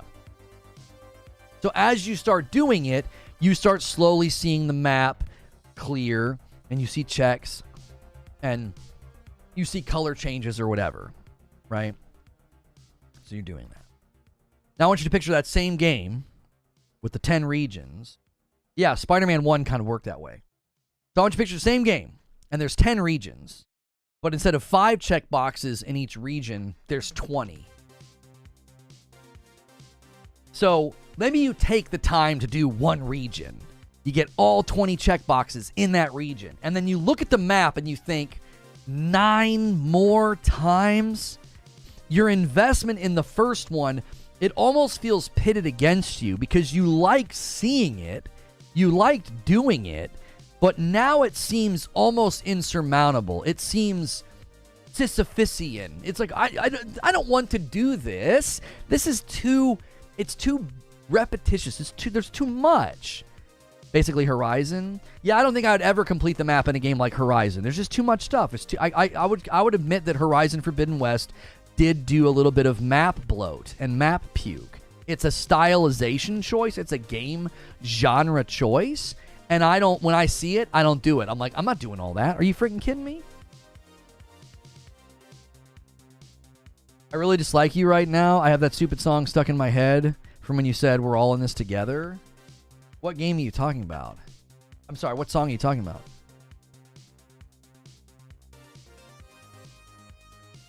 When the content is good, more is always better. I don't agree with that. I don't agree with that.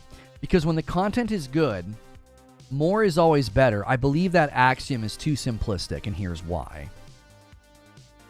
Familiarity breeds contempt. So the more you do something, the more you play something, and the more you go through the motions, the less potent it is. Oh, we're all in this together from High School Musical? I've never seen that. I don't even know how the song goes. I did not even mean to reference that. Anyway, I saw a really funny skit on the Tickety Talk. This girl renamed herself Chumbawamba. Like, oh, you know Chumbawamba? She's like, yeah, me. She's like, no, the band. She's like, I don't know that. And she keeps speaking lyrics. It's basically a stolen idea from the other guys when he keeps quoting TLC lyrics the entire time. But it's funny. It's very well done.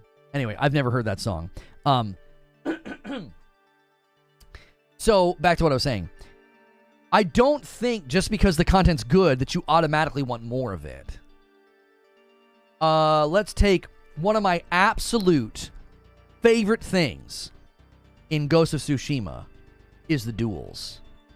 I love them. I love that you can replay them on a harder difficulty within your same playthrough. Like, you don't have to do another playthrough to up the difficulty. You can replay them and opt for a harder fight. And I'm going to tell you, if they had... I don't even know how many duels there are on the map. How many duels are on the map?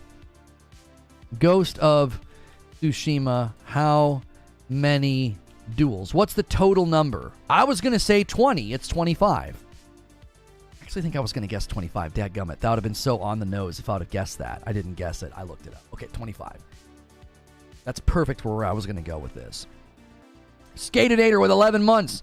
1 month away from the 1 year mark. I respect how much time and effort you put into your intros and the research you do. Keep up the amazing work. Thank you, sir. I appreciate the compliment very, very much.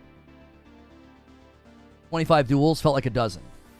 Ghost of Tsushima has 25 duel locations. Completing all duels unlocks the there can be only one trophy. This guide shows all required duels. It's worth noting that the in-game collectible counter shows only 5 duels, which are found in the open world, but there are a lot more required for the trophy. Okay. So, you got these 25 duels. There are ones on the map you can go click on because it's saying there are 5 duels found in the open world. Apparently, there's more than that. Because I know I know the ones it's talking about. You can go on the map and click on it. Some of the duels in Ghost of Tsushima are some of the best. I think they're some of the best third-person action adventure content ever made. I think some of the best ever made. They're artistically, and they're just fantastic. There's some where you're at the bottom of a waterfall. There's some where there's leaves all over the place and tree. Oh, the settings are just, they're picturesque. It's just unbelievable. Now, I'm pushing against the idea that if the content is good, more is always better. And here's why I don't agree with that. I believe quantity is the enemy of potency. The more you add something quantitatively, the less potency it has over time. So the duels are memorable. They hit hard. They're picturesque. They're challenging. They each have a unique feel. Imagine if instead of 25 duels in Ghost of Tsushima, they had 75. Yo, what's good, Bellex? It's 75. Because if they're good, then more is better, right? We'll just triple it. Well, I have a feeling eventually they start to blend together. They start to feel very familiar, very similar. They're almost predictable. The settings start to blend together. Yeah, this is my third or fourth one near a waterfall. Yeah, this is my third or fourth one on a beach or in a forest or, one with leaves falling or something. You know what I'm saying? The familiarity starts to chisel down on the potency. So quantity is the enemy of potency. You can't just keep doing it. Oh yeah, well, people really like the duel, so just do more. Your people like to platinum the game, so just do more. And it's like, well, but that's not quality. That's not a value injection. You're just adding quantity, which I think it's okay to say, in a game like Tsushima.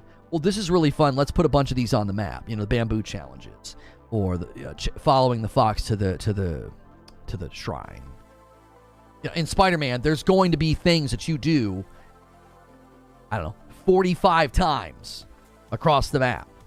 And it's okay, because if it's a small circle and you don't do, let's just imagine in Spider-Man 2, all across the map, there are, local business robberies that you're going to stop. And they're all basically the same. You land on the ground, there's some guys that are like, come on, put the money in the bag. And you're like, hey guys, and you mouth off and you take them out. And let's say you do that around 50 times across the map. That's not tedious, repetitious, or annoying if they're spread out. You're doing some stuff and it's been a couple hours since you've done one, and you're swinging through the city and you see one and you do it. Okay? And you're swinging, you're and you're in a new area and you see another one and you do it.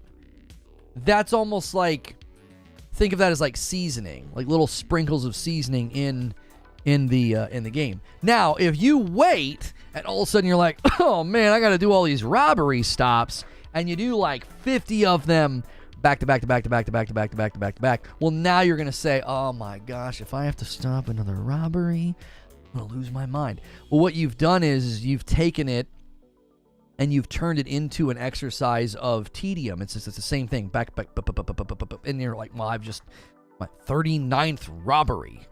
Stop. And that's why I think repetition's okay and repeating content cycles is okay, but there has to be a cadence where it's spread out. So you're like, well, it's been a while since I've done this. It's been a while since I've done like a radio tuner, or chased a drone, or stopped a robbery, or chased a car, or went into a building, or went into a brawl, or fought waves of enemies. If those things are all happening at different intervals and different cadences, then the familiarity breeding contempt doesn't happen yet. It's rhythmically spread out. It's more like a song. Nobody wants to listen to a song where, every couple of stanzas the drummer's having a solo. It would be like, well, this doesn't feel really conducive to songwriting. Every couple of stanzas, this guy's just going crazy. It's like, okay, we get it. You're a good drummer. I think video games are a lot like that.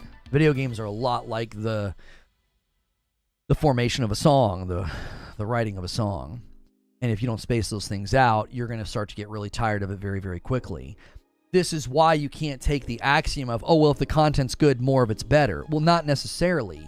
There's a nice, happy balance. And if they're like, oh, we want this to take longer, we want campaign to take longer, we want platinum to take longer, they can absolutely bloat the game and pad that out. They can. But that doesn't necessarily mean you're getting a better game or better quality or better value. It just means you're being asked to do more.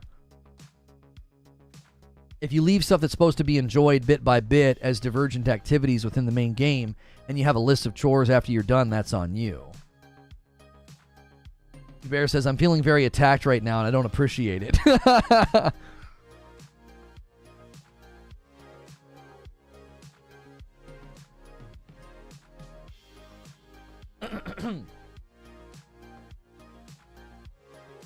Creature, is YouTube being dumb? I usually schedule around now and nothing's there. I mean, the video's there, but nothing there. No thumb, no description, no title. Is YouTube being bad on the back end, or I just want to make sure I'm not having a problem, because usually it's ready to go around now. Personally, I will be taking my time to beat and play the entirety of the game. I will also try to do a second playthrough. A game with a concise campaign with great gameplay can lead to more playtime if the game invites you to just play again. Long campaigns push people away who might want to go again. I think a good example of that for me would be Jedi Fallen Order. Like, I knew Jedi Fallen Order was a nice contained campaign length, How long does that one take? How long to beat Jedi Fallen Order? Yeah, the initial playthrough of the campaign is 22 hours.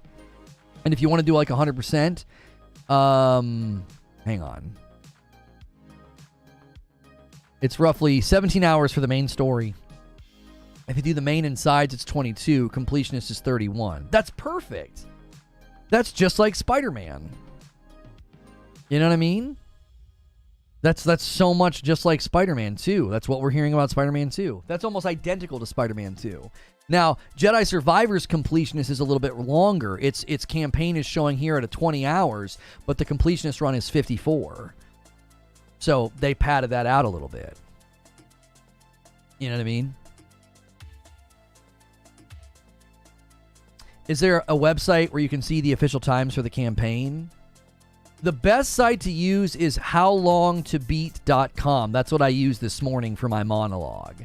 I think it's a very, very well put together site. It's reliable. It lines up with all the other sites and what they claim. I feel like it corroborates what other sites are claiming. So I just started using howlongtobeat.com. It's a helpful site for that. You know, hey, how long? They basically walk through how long does the main quest take? How long does main and side? And then what about 100% run? Time to beat. How long to beat was the site that I was using. They might own both domains. They might. I don't know. It might be a separate site, though. Either one is probably good. I mean, it's just a database. And it's just doing an aggregate from what everybody else is saying. They're basically just combing over, community reviews and probably trophy time completions.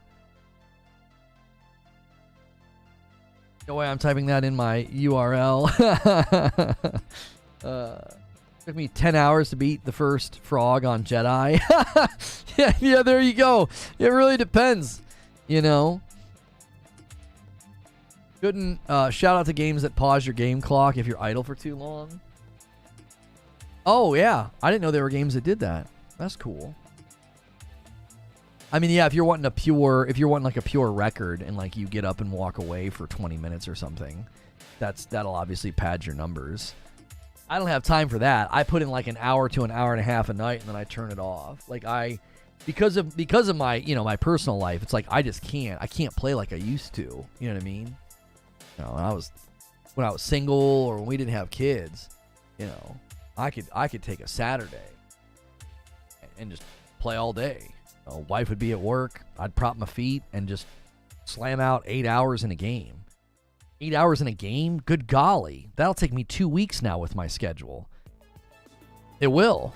I got nights where I got soccer. I got nights where I'm, hanging out with my wife. I've got nights where I'm watching a TV show that we were enjoying. It's like, I can't do that. Back in the day, by the end of a week, I could have easily 25 hours in a game.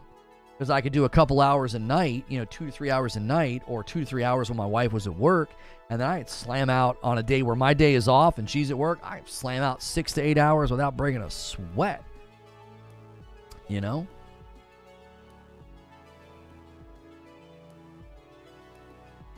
Appreciate you showing. I love you, man. I respect your honesty. What are you guys having? Hey, how's it going? What are you having a back and forth with Goddess about?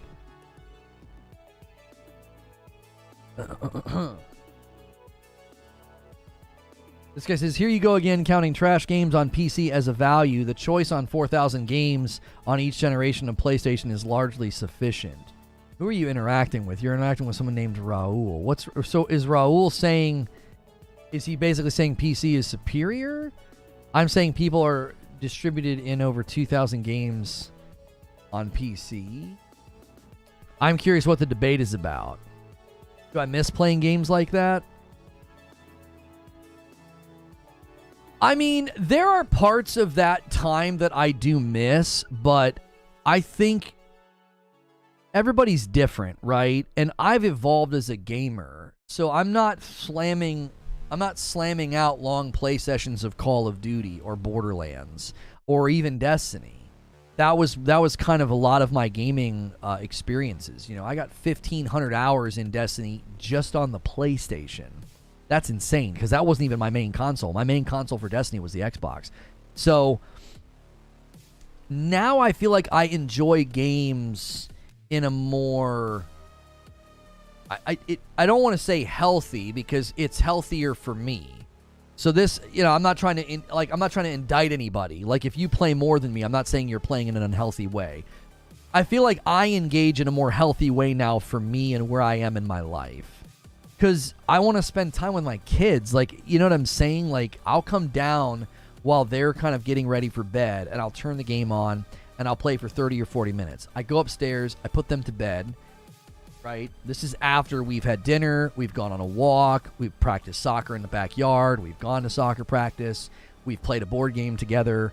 I've read a book to them. I'm reading through the Redwall books to them. So I do all of that, and then I come downstairs and I play for 30 minutes, and then I go upstairs, put them to bed, then I come back downstairs, play for maybe another 30 or 45 minutes. Now Madam's ready to, do something. Maybe we watch a TV show. Maybe we play a card game or something.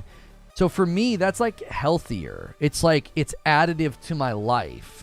It's not my life. Like the guys that are, there's been people calling me out about, like, I don't play enough games, like, or I don't have any trophies or whatever. And it's like, I mean, I actually have played a ton of games. Like, that's why I posted those screenshots today. I was like, look at all the hours I've put in. I actually do play games. It takes me a little bit longer now than it used to, right? I'm in a different place as a content creator. I'm in a different place as a dad. So it takes me a little bit longer to clock those hours in. But I think that's just weird behavior to look at somebody and expect them, or to, like, check them. Like, well, you don't play games, or you don't get trophies or whatever. And it's like, well, everybody's at a different place in life. Do you know what I'm saying? That would be like me measuring your worth by saying, well, how many walks do you go on? And you're like, well, I don't. Well, I go on one every day. You got to get those walk hours up, bro. Like, that would be stupid, right? Like, my life, where I am right now, that's something that's woven into it that brings me joy. I enjoy it or whatever. But that's what my life is. It's like, well, that's something that I value and that I do.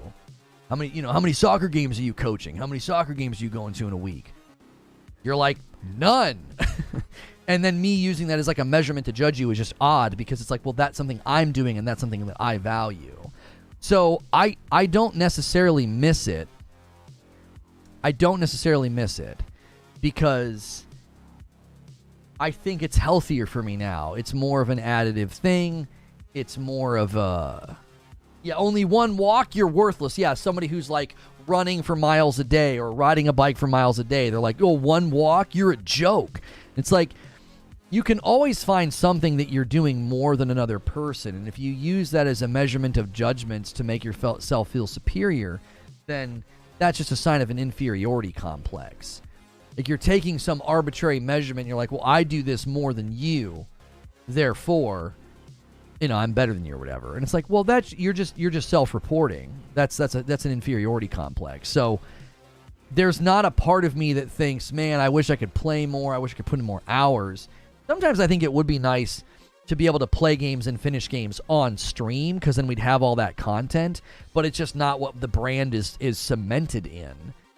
The brand is cemented into a talk show. That's what people want. That's where the value is. That's what people look for. Excuse me.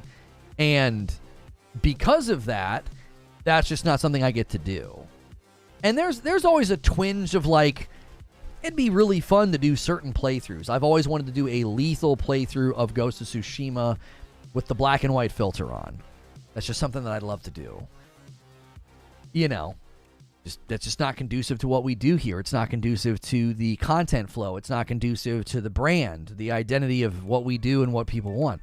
So, but I don't think I miss being like, oh man, I wish I could slam out 9 hours in a video game on a Saturday. You want to be present in your kids' lives and spend time with your partner, you quiet quitter.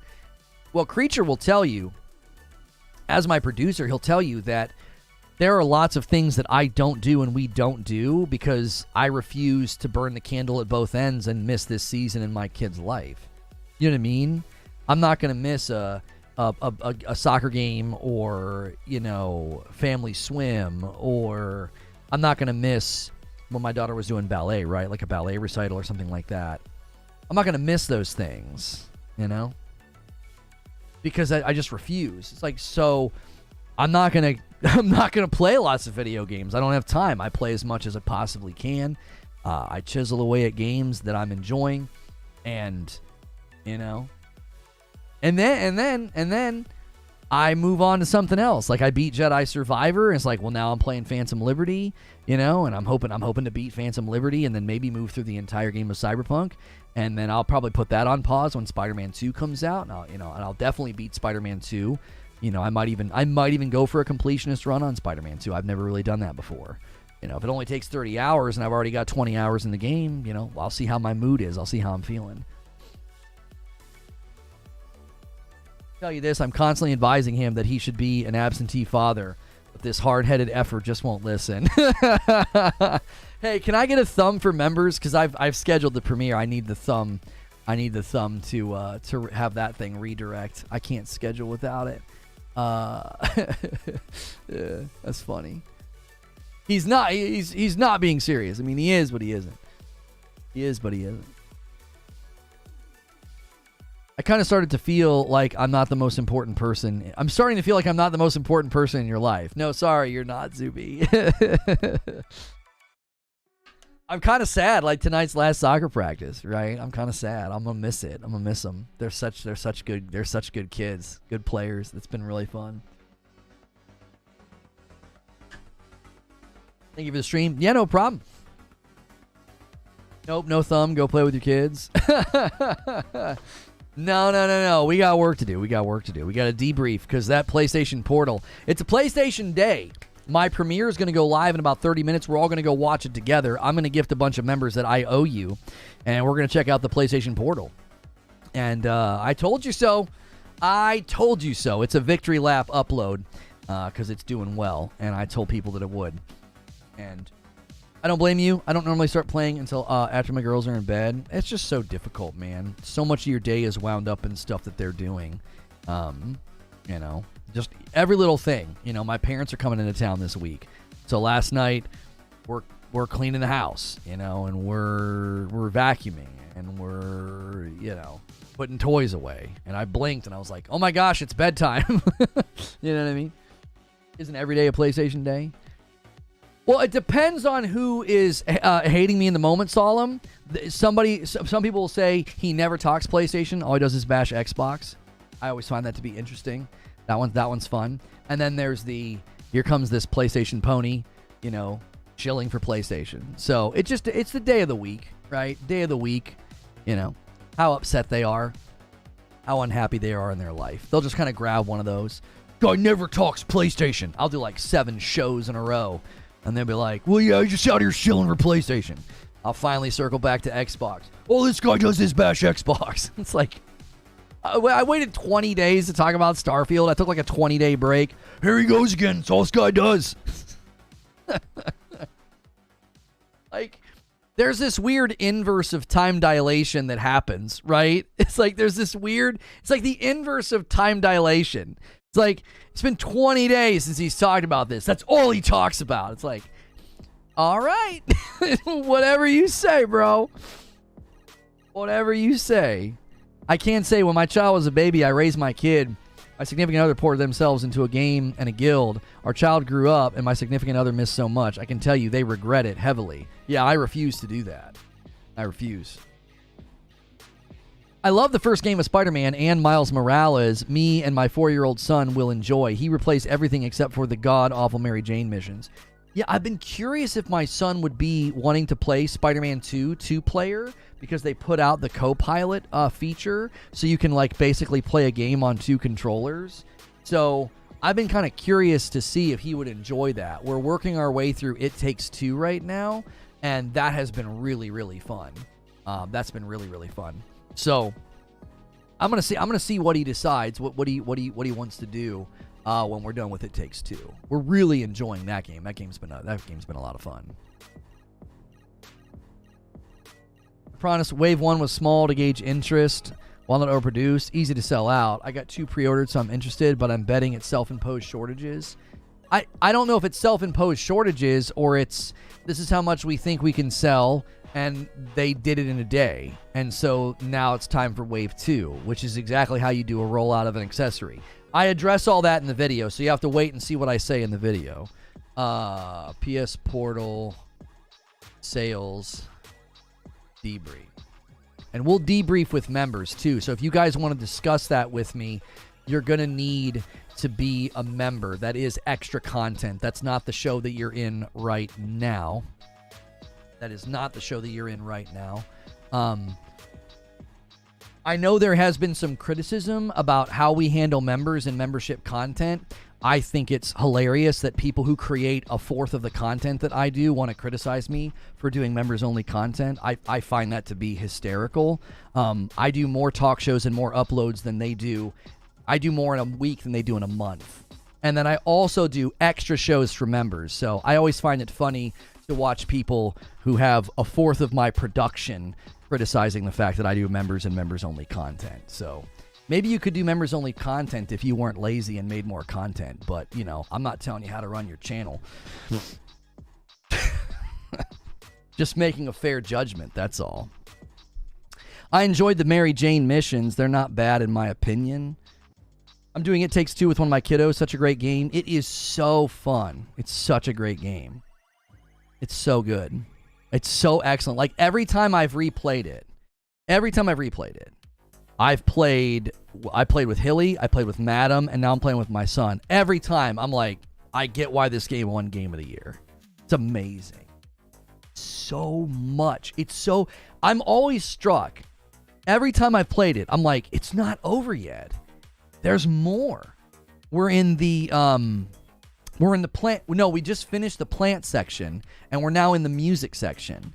Like, when we got to the plant section, I was like, it's got to be almost over. And then we got to the plant section, I was like, nope. And then we got to the music section, and I'm like, I think the music section is the last, I think. Every time I played through the game, I thought the same thing. Every time. I'm like, my gosh. My gosh, this is so much video game. So much video game.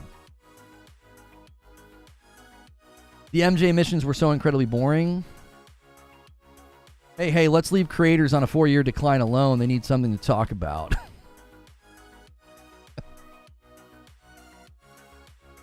I just found it humorous. It's like, I create more free content in a week than you do in a month, and you're going to criticize me for having members-only content? It's like, okay.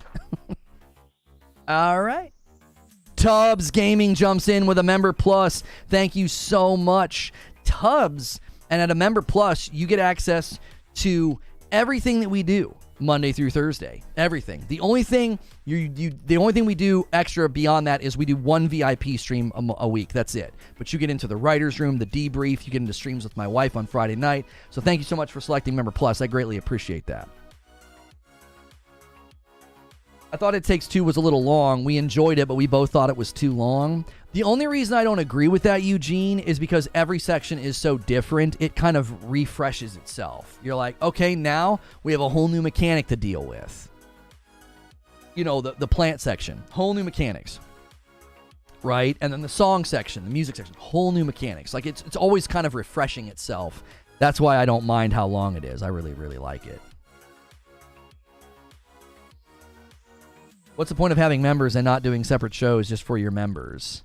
I mean, there's clips ripped out of context where I said something to the effect of, if you like the fact that we're not constantly running ads during the live show, considering supporting. And I've been accused of manipulating and e-begging, and it's just ludicrous. That's not at all what I was doing. Lono played it very segmented too. I mean, I play once a week with my son, so it doesn't feel long, I think, for that reason, because it's like we play for an hour and a half on a Saturday and then we wait an entire week before we jump back in again. So I believe Ginger Prime is going to make a video about it. He went and looked at the context of what I was saying, because there are people that do that. There are people that are unkind to their audience and berate them or guilt them into doing members, and that's not at all what I was doing. I have never done that. That you can't get to member counts that I've gotten to by doing that. I don't think it works. I think that runs out of gas really, really fast. I was just leveling with people and being honest about what platforms typically do in the live environment. All you have to do is look at Twitch. And how they've completely oversaturated their platform with advertisements. Look at former employees that have talked about how expensive it is to service up live streaming content. How expensive it is. And I was just leveling with people because YouTube is trying to get us to do that. They're constantly trying to turn on automatic ads, and sometimes they do it without our permission. I'm constantly dismissing it, disabling it, and then I have to double check that it's been disabled. We've had a couple of streams disrupted by it, and I'm like, come on. And the only silver lining is that we're hearing YouTube's going to start putting the ads in the chat box so that I get to keep streaming. Whoever came up with that idea, that's right on the money, because they understand the ecosystem of the live environment. The ecosystem of live environment is you can't disrupt the show. I can't be like midpoint, mid-rant, mid-debate, and all of a sudden it's like, Coca-Cola's new logo, and you're like, what the heck happened? So I don't want that to happen, and I think something that we can showcase to YouTube is that when you have thriving channels that do high member counts, we should be able to forego that. We should be able to. Yeah, we still didn't get Mark Miller with that many members. Feed still doesn't have a membership. I'll give you an example. So we're kind of off subject, but that's okay. In 20 minutes, we're going to go to a premiere about PlayStation Portal. Let me give you an example. So when I was on the Purple platform, they would enable you to disable pre-roll ads if you ran enough ads. I think, personally, there should be another metric, and the metric should be members per hour. And I think if you can generate a certain amount of members per hour, you should be able to completely opt out of disruptive advertisements, because that's you generating revenue in the live environment without smacking people with ads. Does that make sense? So the Purple platform was always trying to do that. They're always trying to ham-fist ads into the live environment. Well, I think YouTube's approaching it better by putting the ad in the chat box because it doesn't disrupt the broadcast. But something else they could do is they could incentivize people saying, hey, there's a couple of things they could do. Hey, if you sign up for YouTube Premium, you get a free membership to my channel. Guess what we're doing? We're selling YouTube Premium, and we're letting people watch an ad-free environment, which, let me tell you, if you spend any time on YouTube with YouTube Premium, it's fantastic. It's wonderful. So you could get your streamers, your live streamers, to start promoting YouTube Premium. That's a win for YouTube. The next thing you could do is you could incentivize saying, hey, instead of running an ad, you could generate a certain amount of members, and then we can forego ads. We don't need to have pre-rolls on. We don't need to have mid-rolls on. Now, I add mid-rolls to the VOD when I'm no longer live because that doesn't stop you from seeing the content. It pauses the content, and then it picks up right where it left off. Wouldn't ticker ads work?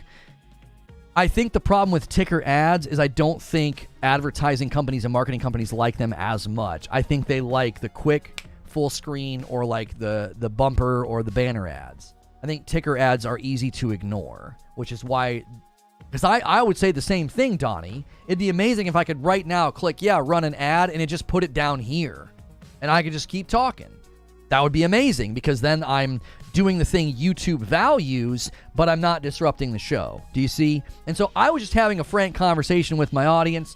There's a guy who stalks the channel every day. It's absolutely disturbing, and he clipped me out of context, and he frames it and says, well, this guy is, trying to threaten his audience or manipulate his audience or whatever people were saying. And it's like, that's not what I was saying. They thought that I was basically saying, if we don't get members, I'm going to run ads. And it's like, that's not what I was saying. No. A healthy live ecosystem will be generating revenue. If a live environment's not generating revenue, the company will find a way to get the money. Look at Twitch. They're not going to sit idly by and just throw money away at the live environment. They're not going to. So I was just being frank with people. I've never manipulated, I've never guilted, I've never shamed or scolded people about membership. I've never done that. I've been doing this for 8 years. And I've always told people, whenever somebody does that, there's a clip floating around about a guy right now, and he scolds somebody for doing a single gifted member, okay?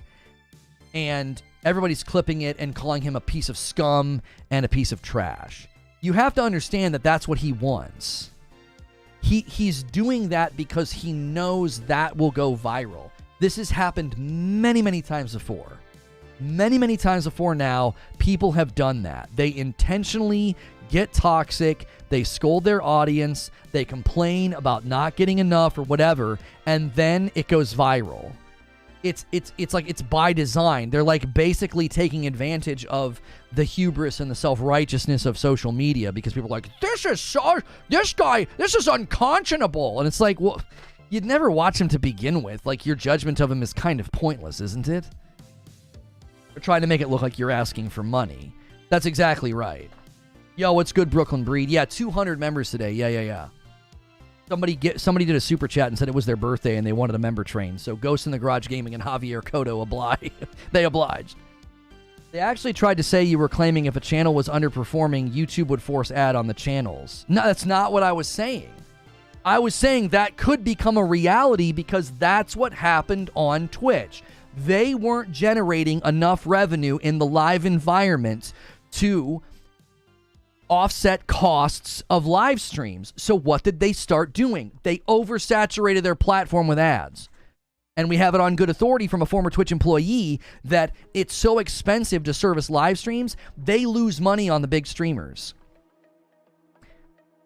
So again, being transparent with the audience. I'm like, listen, y'all, if you like the fact that there are live streams you can watch and there's not a single ad the entire time, you better consider that reality is shaky, because YouTube's going to look at it and say, we're losing money. We got to make money. That's our job. Our job is to make money. We're not making money. Figure out how to make money. That's what Twitch did for the last 5 years. Completely oversaturated their platform with ads and monetization and bits flashing in your face and hype trains flashing in your face. Why? Because they weren't making enough money. And I hope YouTube's approach is different. If the ads are only ever in the chat, that's great. I will happily run ads, I don't know, on the hour. If they want me to run them more often than that, it needs to be less intrusive. It needs to be worth it, because running ads as a live streamer, it just hurts your viewership. It hurts your momentum. It hurts your vibe. It hurts the conversation. It's destructive. And that's all I was saying. And people are completely misrepresenting what I was saying.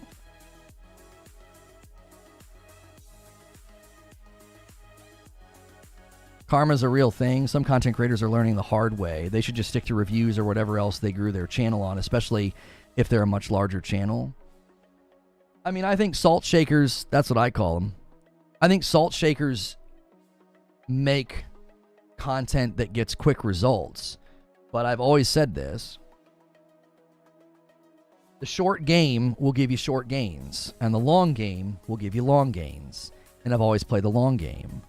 I'm not going to do content like that. I'm not going to react. I'm not going to talk about them, show the clips. I'm not going to defend myself. Now, I'll happily talk about it right now and say, big picture, this is what I was talking about. But I'm not going to sit here and go out and name them and react to their content. I'm not going to dignify it. I'm not going to dignify their content because I don't believe it's worthy of that. But I have no problem telling people, like, listen, like, that is not at all what I've said. I've been streaming for 8 years. I've been streaming on YouTube for 3 years, and I've never done that, ever.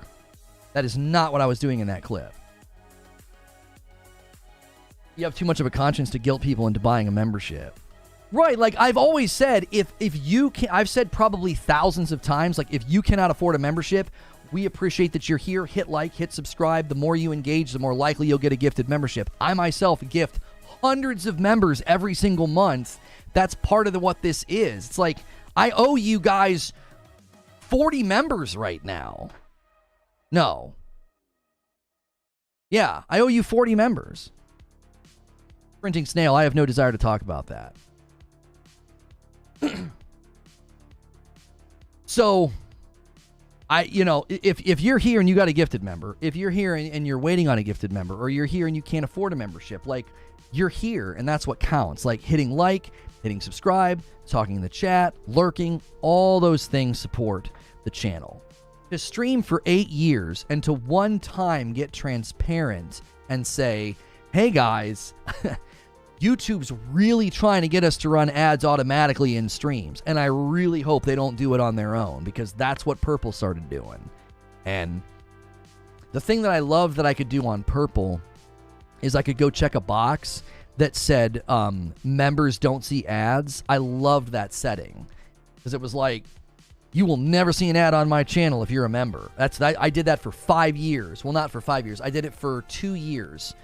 Because once they started oversaturating the platform with ads, I was like, you don't have to see ads on my channel. Just become a member. Right? I literally hurt my ad revenue because it was like, I would much rather you just be able to watch the show. And I would do the exact same thing on YouTube if I could. If I could check a box that says, if you become a member to this channel, you will not see an ad. You know what that would do? It would lower my ad revenue. And I would do it in a heartbeat.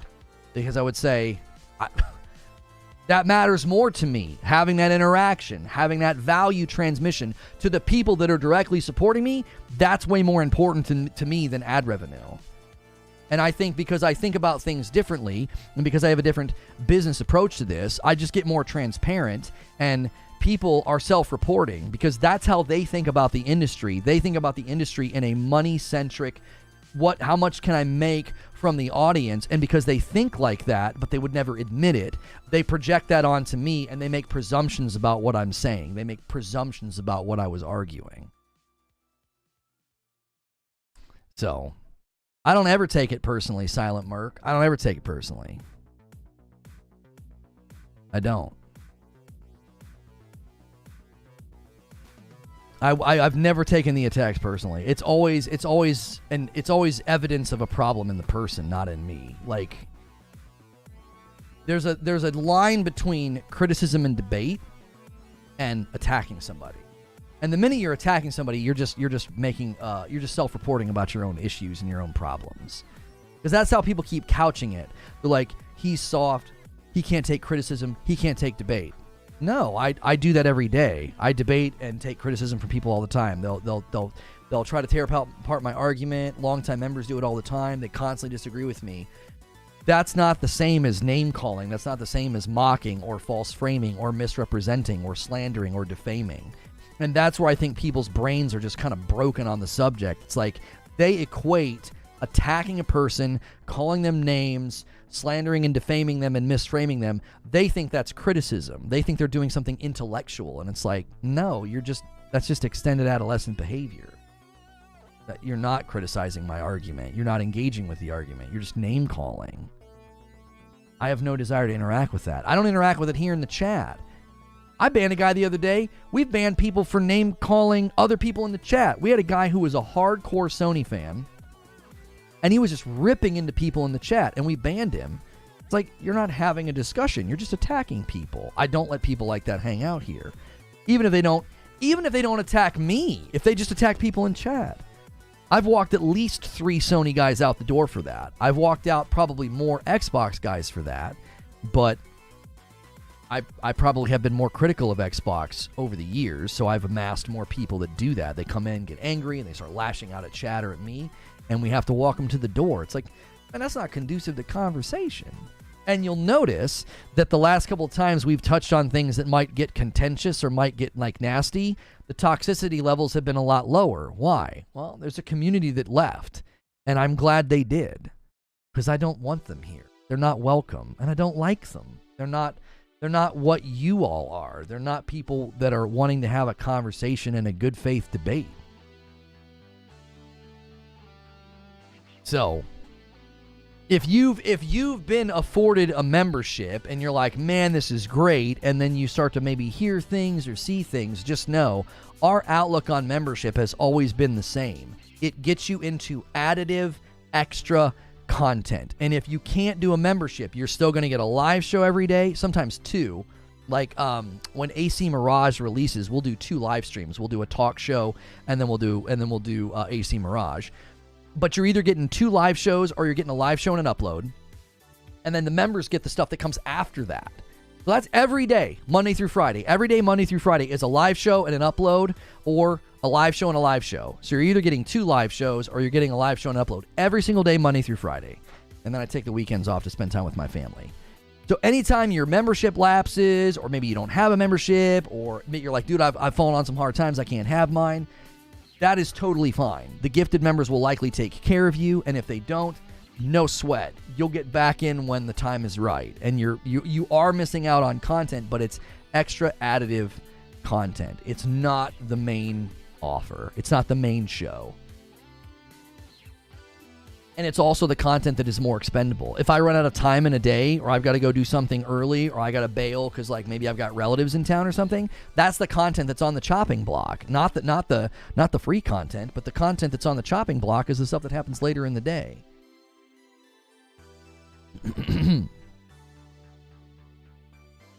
We're gonna go to the premiere in 8 minutes. Now, when we get over to this premiere, I owe you guys 40 members right here. Right here. I'll do a 50 bomb if we can hit the next one. I'll do a 50 bomb because I would owe you 50 if it got to 250. I'll do it if we just get to the next one. So I'll give a little extra to say thanks to not only the people watching, lurking, liking, but to say thanks to the people who went crazy today. So if we can get this to 225, I will literally go beyond what I owe. I'll do a 50 bomb in the premiere. I'll give you guys as much time as possible to hit this. You got 7 minutes. That's going to bring the maximum amount of people with us to the members' content. We used to call it Operation Joystick. It was like, all right, guys, we're getting ready to go to members. Let's gift a bunch of members. And I would gift a bunch of members. Why? We're trying to bring people with us into the extra content. Like, that's how we roll here. I am getting the portal. I've already pre-ordered mine. I ordered mine through the PlayStation Direct. I'll have it on November the 15th.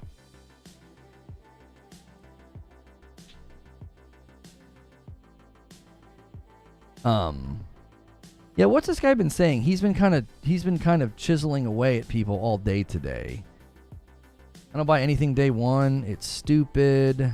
Okay. You think anyone other than kids with FOMO care about if he can play a game day one or not? Yeah, I don't like you. I don't like you. I've seen enough. Not tall enough to ride this ride. You're just attacking people and being toxic. And that's not the first time today.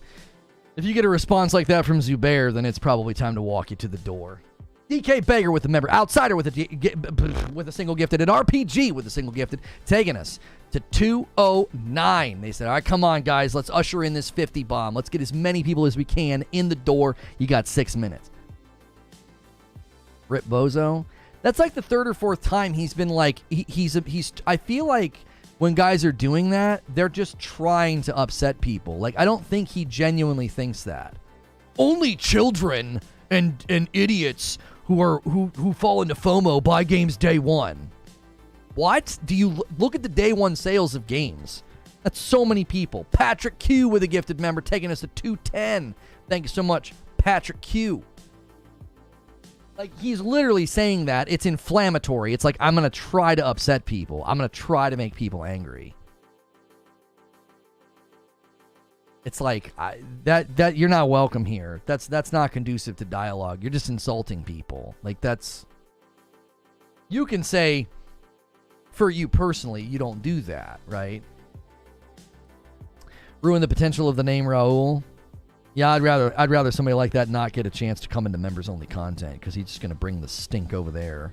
Doc would be ashamed. Raul! He was poking and prodding and no one was taking the bait. It was for over an hour he was doing it. I just ignored him. And then when Zubair chimes in, I'm like, yeah, it must be pretty bad. Zubair's usually pretty chill. Alan Wake has no performance mode on the Series S. I don't know why anybody's surprised about that. Guys, you got 5 minutes. We need 15 more. I'm going to do a 50 bomb in the premiere. I'm going to put a link in chat. So in 5 minutes, we're going to go to a premiere. It's about the PlayStation Portal. I told you so. I told folks this thing was going to do well. And everybody doubted me. Everybody doubted the PlayStation Portal. And the thing is already selling out. Not just selling out, but selling out fast, which I think is indicative of how the market is already responding to it.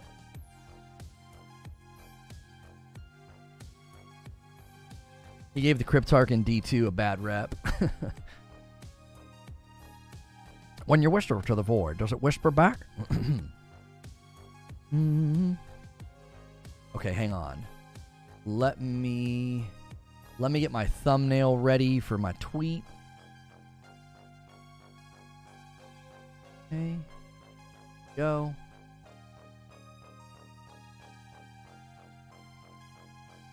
Do.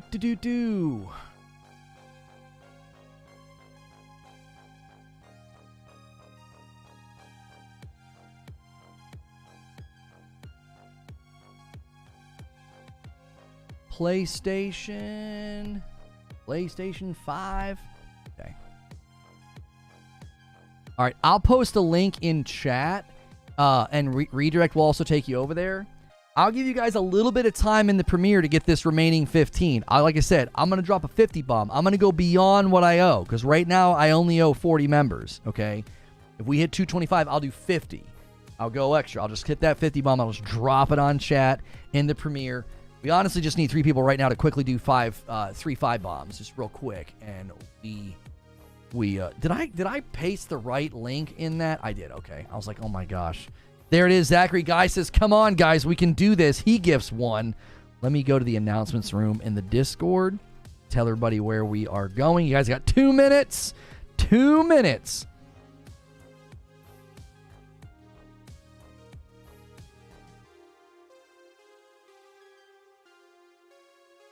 That's a funny tweet, Eugene.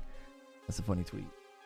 If redirect doesn't work, you can use the link in chat, or it will be the featured video on the channel.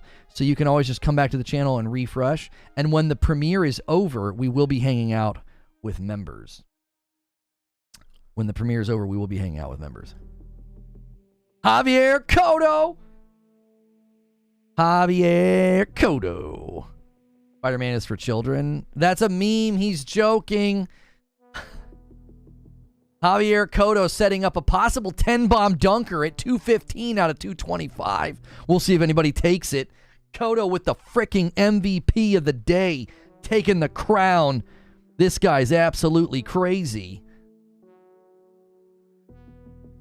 A catwalk says, "I'll help." There's another 5. Come on. We're right on the doorstep. We're right about to leave. Somebody slam it home with another 5, and let's get the heck out of here and go to this premiere about the PlayStation Portal and the sales, and it's selling out. And I told you so. So let's go see what's going on.